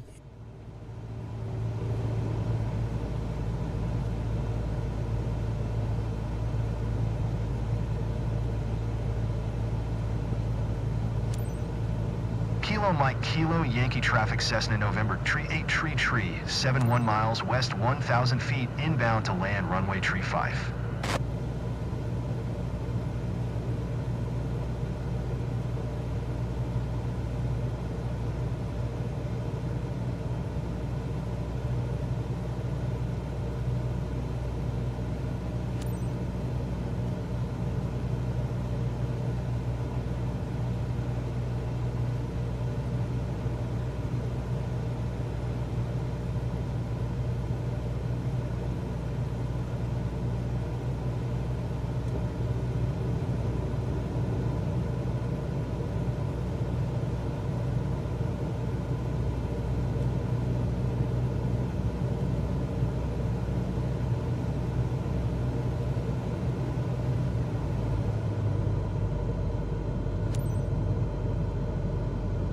Haha.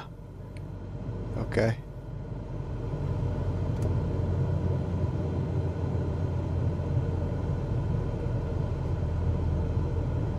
Fly the boxes.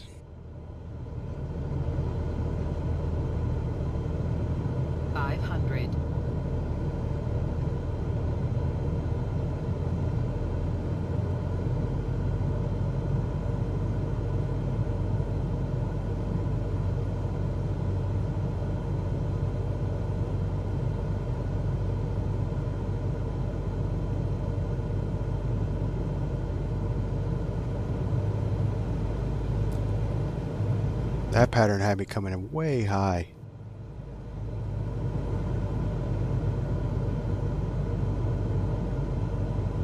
To do a bush flying landing.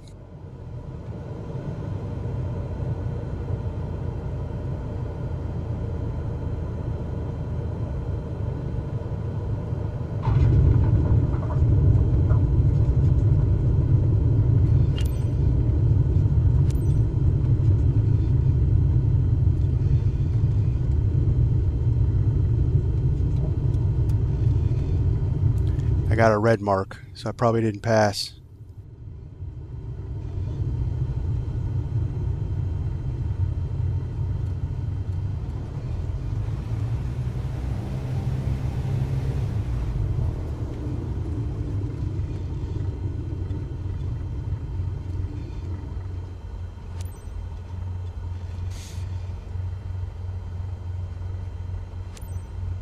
Kilo Mike Kilo Yankee traffic Cessna November. Tree 8337 is taxiing to parking.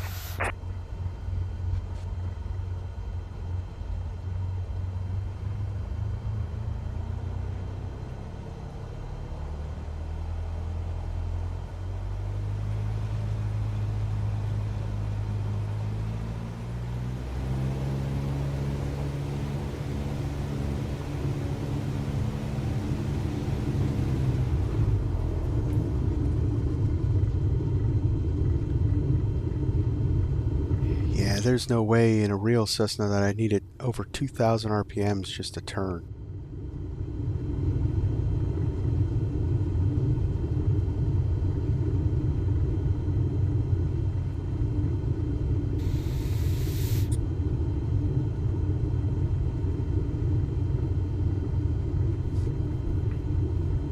That pattern wasn't good.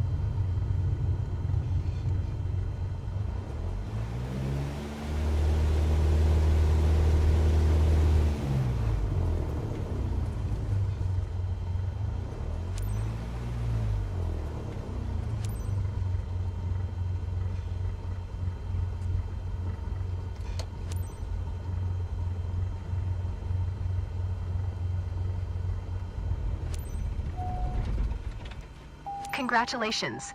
You're on your way to become one hell of a pilot. What?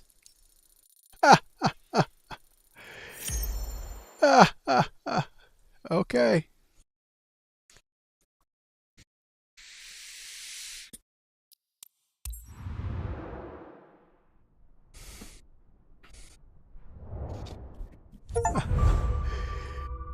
Well, there, I got my private pilot's license. It allows you to fly single-engine airplanes in good weather and perform takeoffs and landings from land. Private pilots cannot fly for commercial purposes.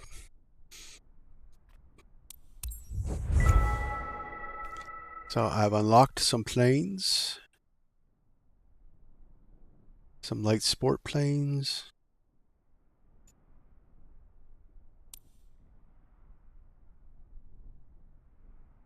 Congratulations on passing your PPL exam.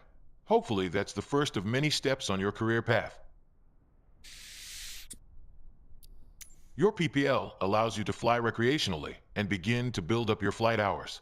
First flight missions are a great way to increase your experience. Let's go back to headquarters and review the specializations board to learn more.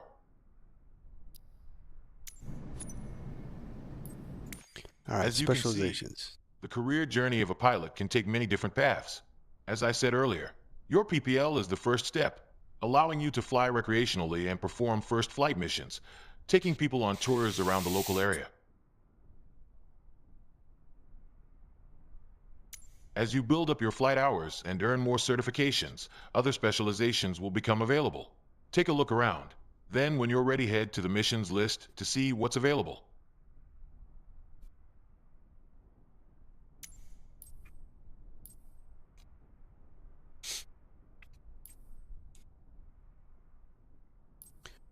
All right, so first flight. Introduce your first passengers to the pleasures of aviation by letting them explore familiar places in the air.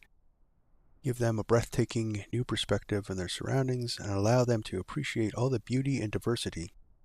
As a pilot, you'll play an essential role in creating unforgettable memories for your guests, offering them a unique and rewarding flying experience. Okay, so let's see what planes I can use.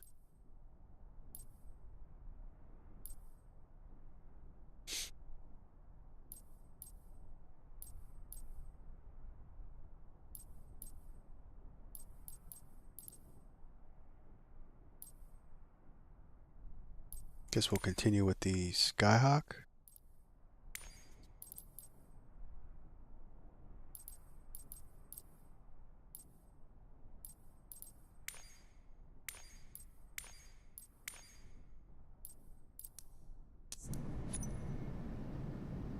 All right, missions.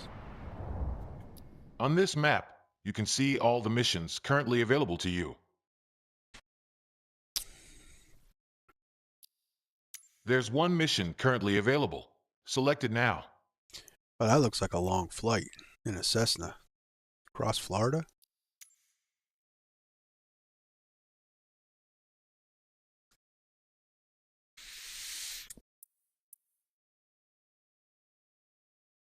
Short fly over Naples. 45 minutes. What time is it? Oh, wow.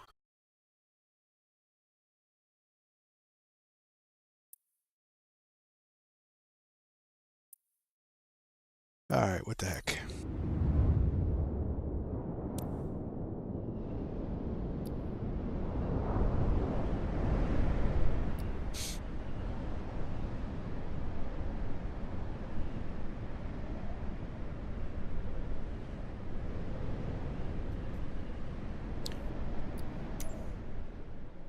Alright, we're going to depart Marco Island, Flight Club. Flight sightseeing duration 45 minutes. Number of guests 1. Flight coordinator James Hickman. David Yeoman had to push back her scenic flight a few days ago, but we've got an open slot for today. He'll be guiding her on a nice ride over the hometown of Naples. Alright.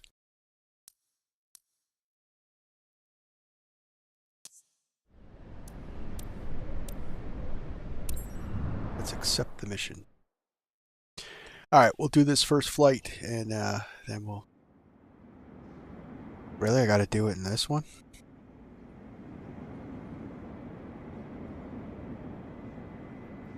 Is that even a two-seater?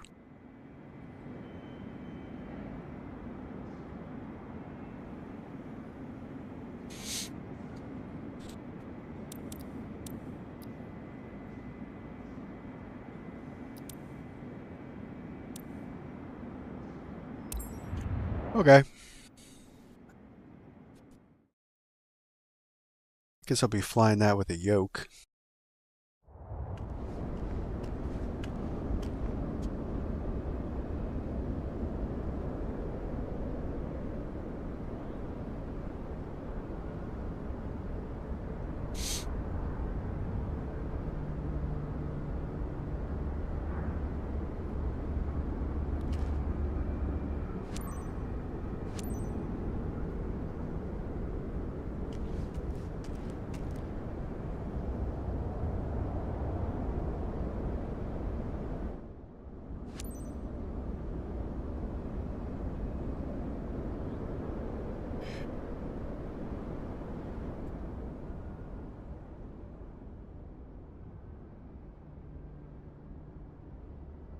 Everything's ready, James. You can initiate boarding. Well noted.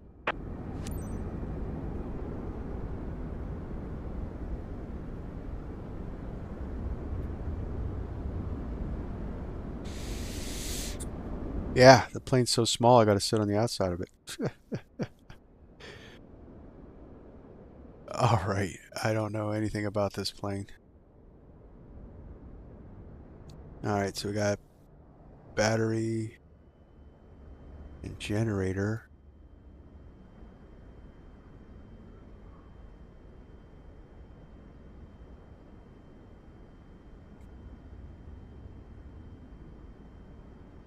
Alright, we'll put the beacon light on. Our position light.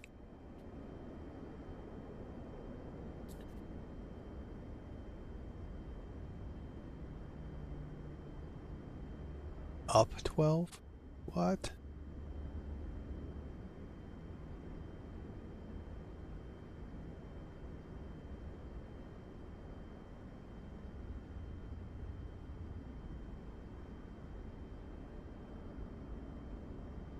Full fuel valve open. Oh, this thing is junk.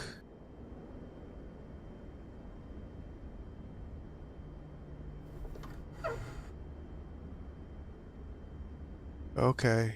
Why can't I? That's why. Finally a chance to share what flying is all about, Captain. Hey, Captain, meet David.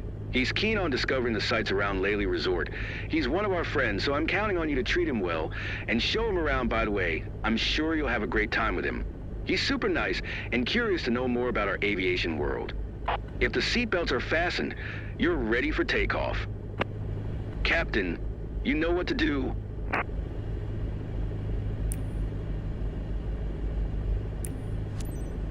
Kilo Mike Kilo Yankee traffic flight, designed November 9er 4775, is taxiing to runway 17.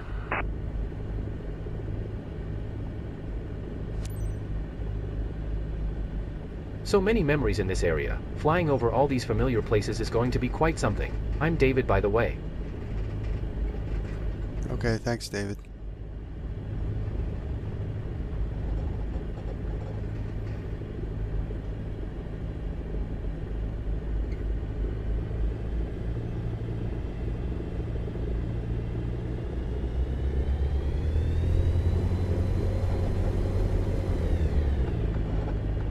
What, am I caught on something?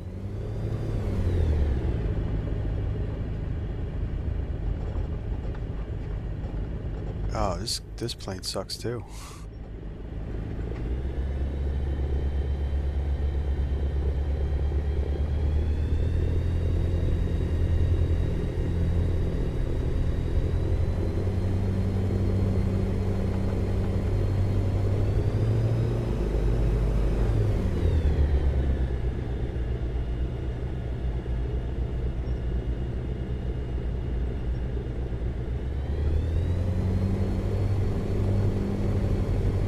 What the heck?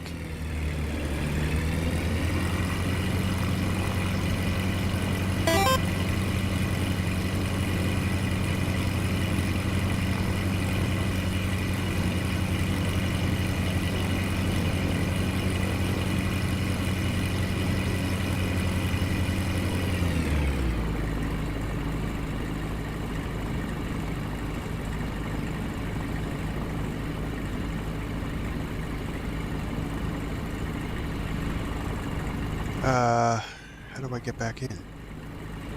Guess I need to keep behind that.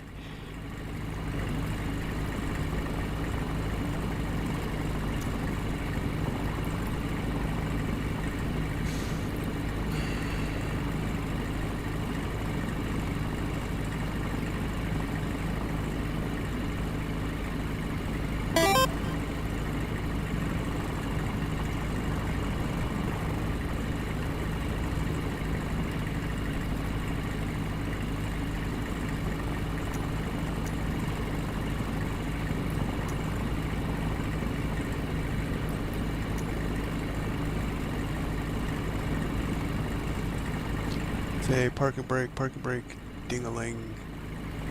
L.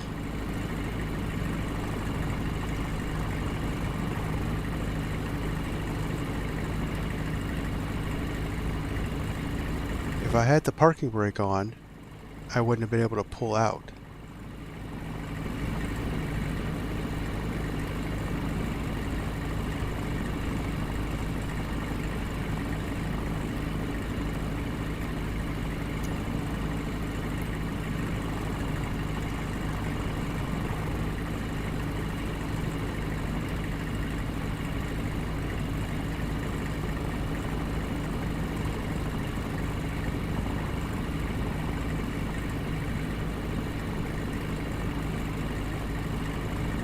Toggle settings view.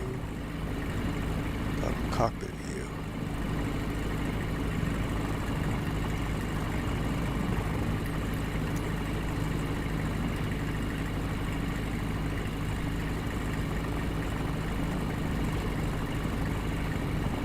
That doesn't seem to be working.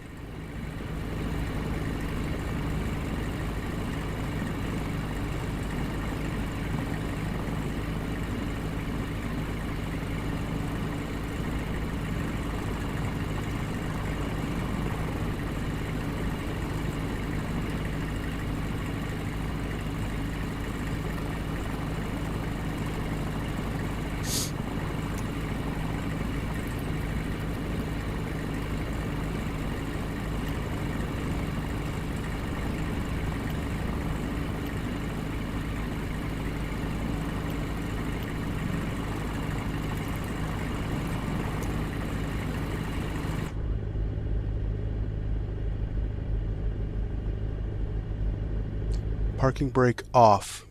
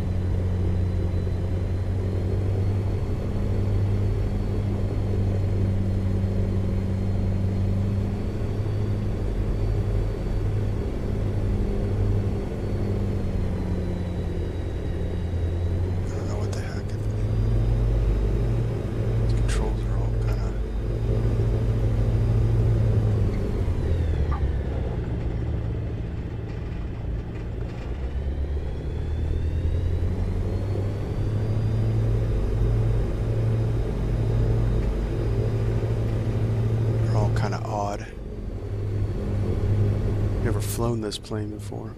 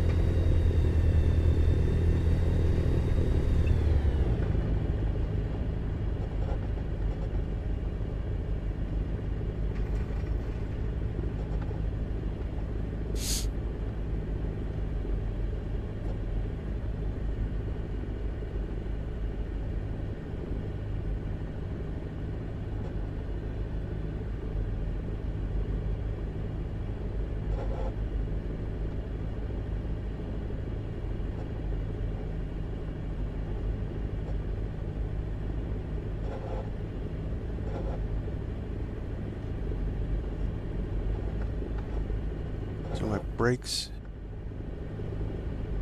Whatever.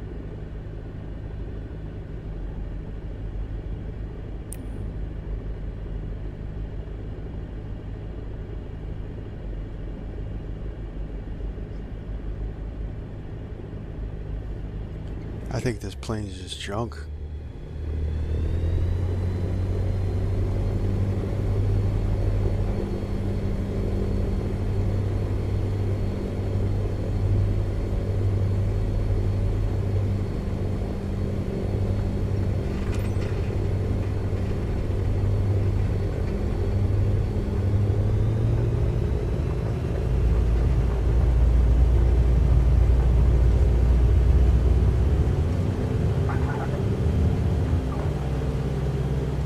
We're off. Yes, we're flying. Awesome.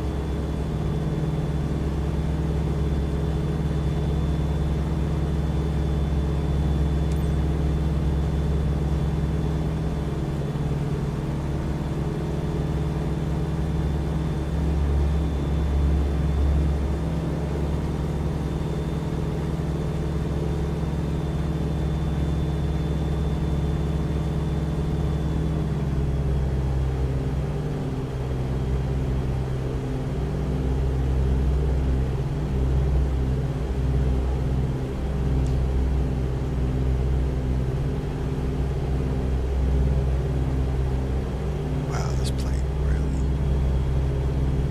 really sucks.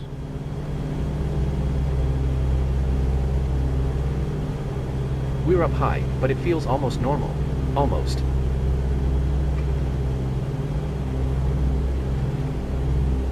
Guess we gotta fly through the boxes.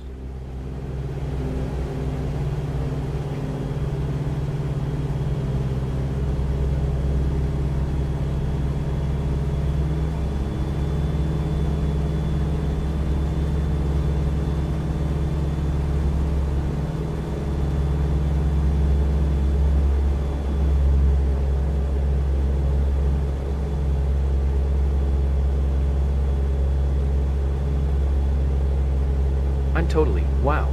I'm usually more articulate, but wow.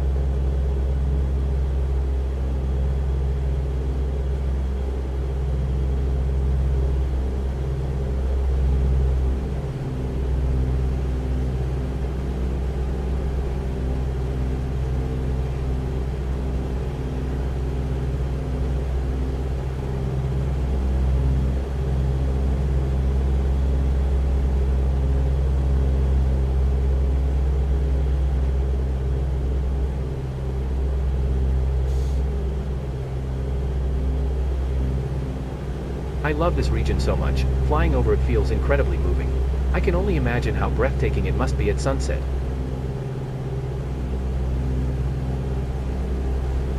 You should have booked a sunset trip.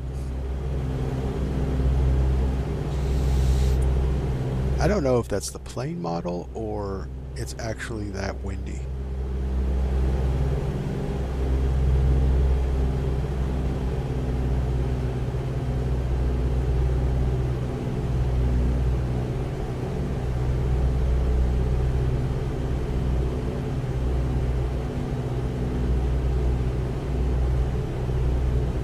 It looks like in a dream up here. I feel like a kid again.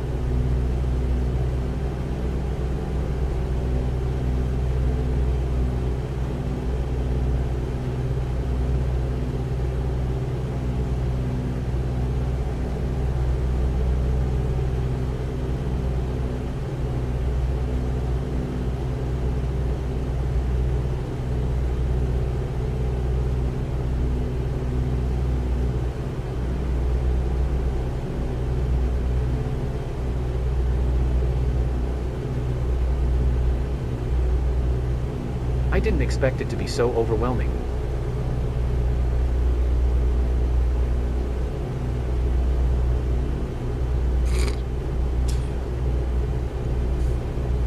You're right, Travel Sick. The dialogue is horrible.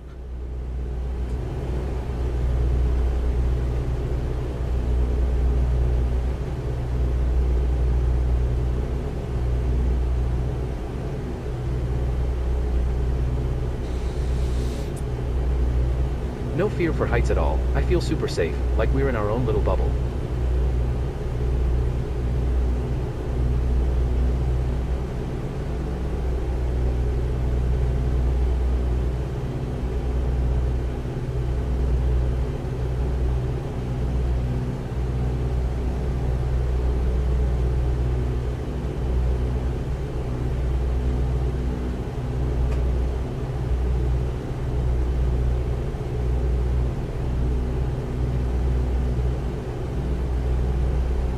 Here, it's Laylee Resort, right?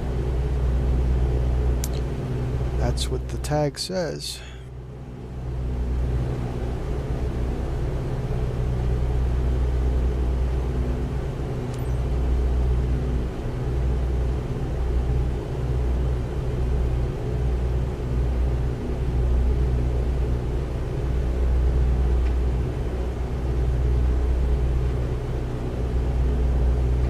I think it's his flight model.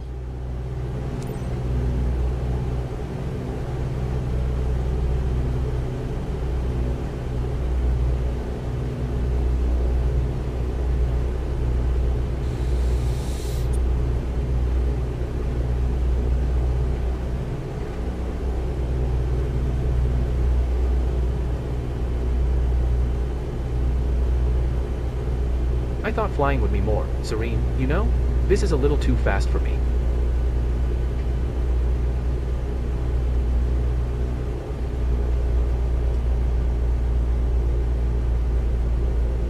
Well, we can certainly slow flight it. We're going too fast to appreciate it all.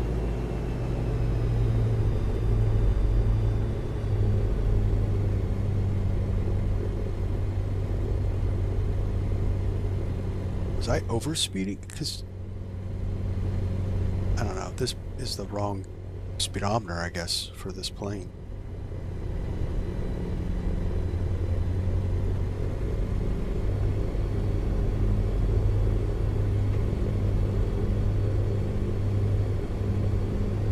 If that's the case, then I have no idea where stall speed is. Stunning scenery.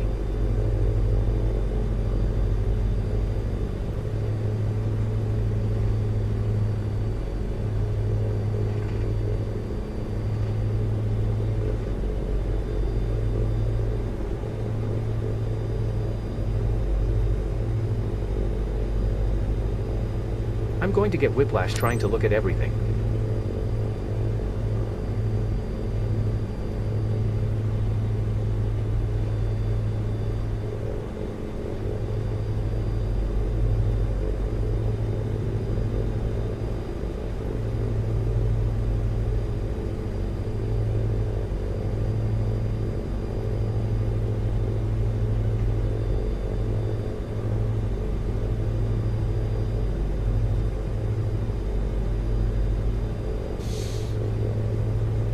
See, this CT Superlight would probably be a plane that I never would have flown in the simulator.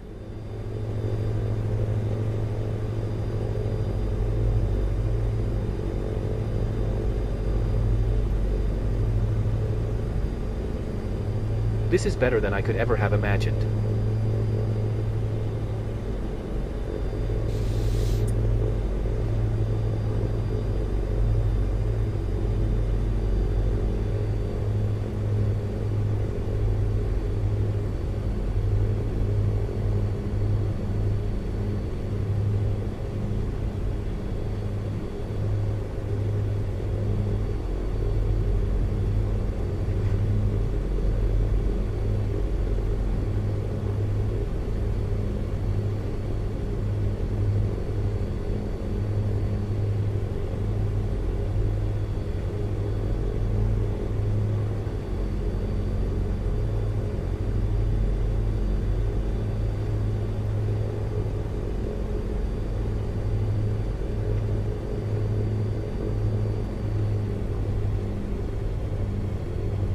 Welcome back, aviators. Are you okay, David? Ready to give it a go again? So cool. Thanks.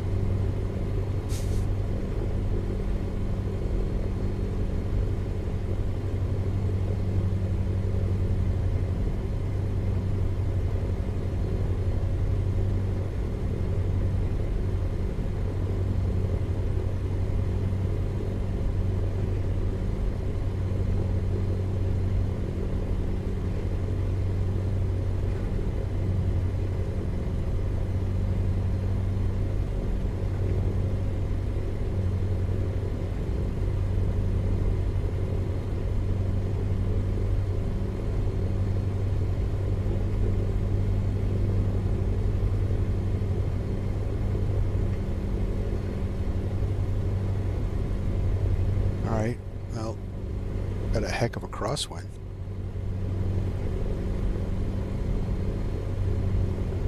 So maybe it is the wind.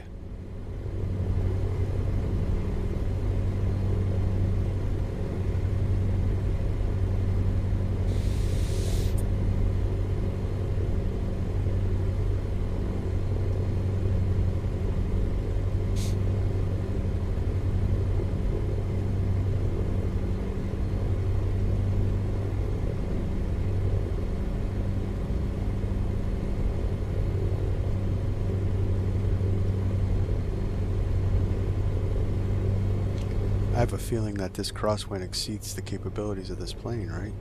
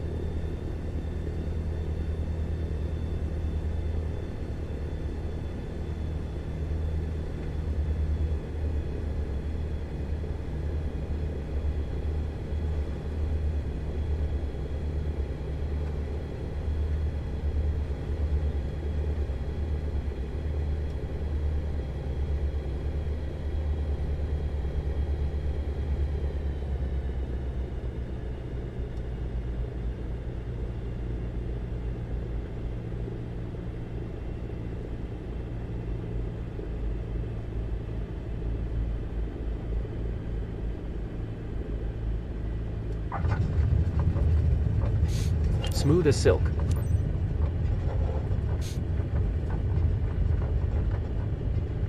Yeah, probably a 20-mile-an-hour crosswind.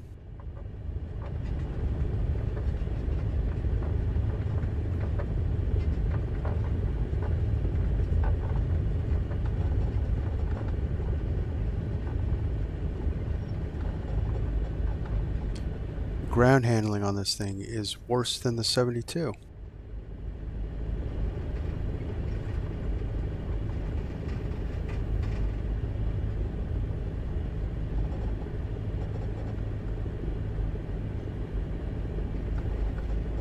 Yeah, we're supposed to stop after that line.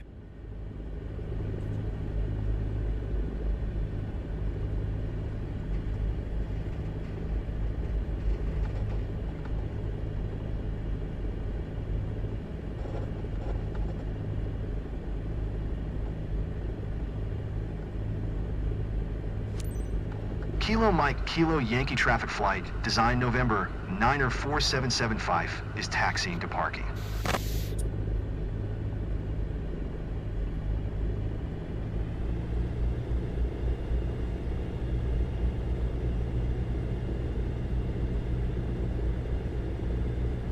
And a lockout bug.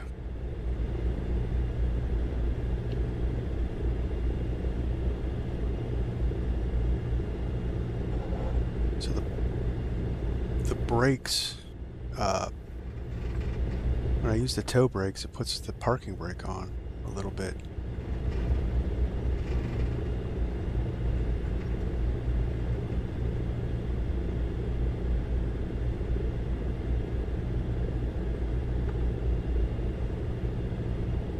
So what, I'm not supposed to use parking brake? Or toe brakes?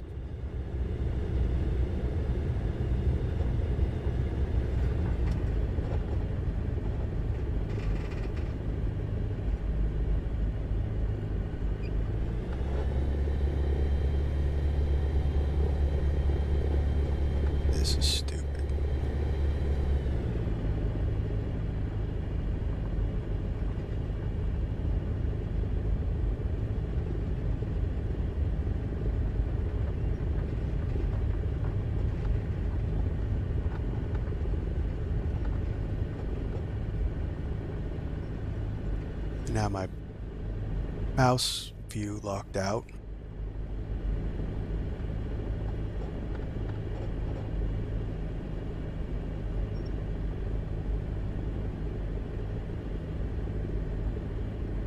Guess I'm supposed to use this.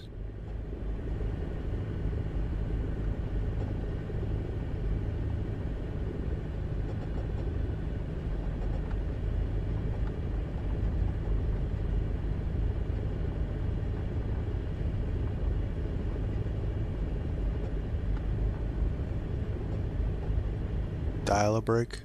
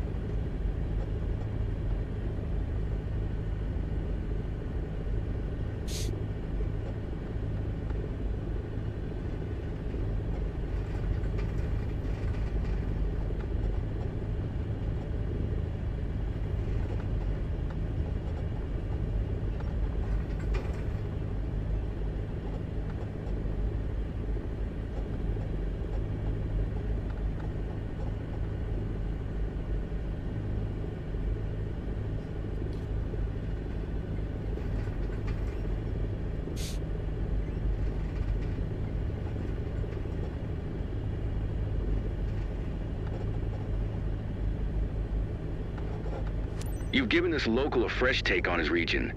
He clearly loved the session, and it's fantastic for the word of mouth. Well done.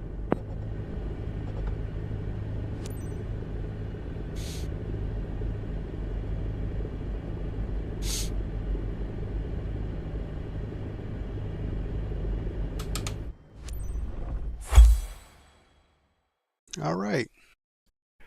Well, that was Private Pilot to our first flight. And apparently I did horrible. Or not. Of course, it was saying that I was faster than my flaps. I don't know.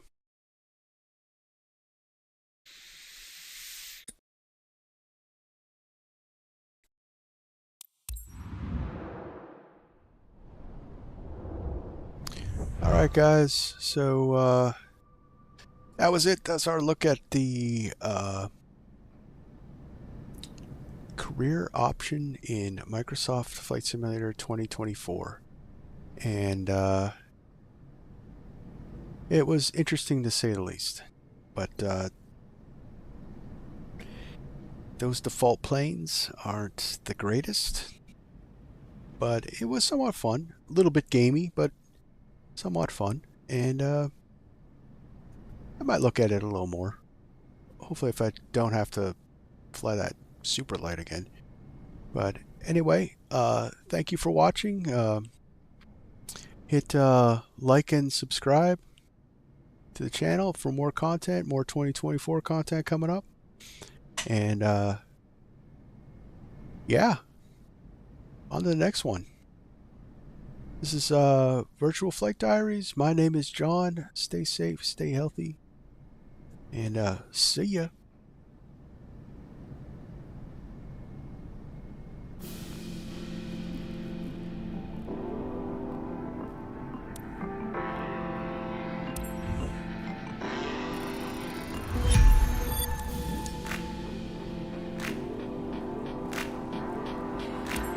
Nice work completing your first mission. Continue building your flight hours by completing more missions, and you'll be ready to move onto your CPL in no time.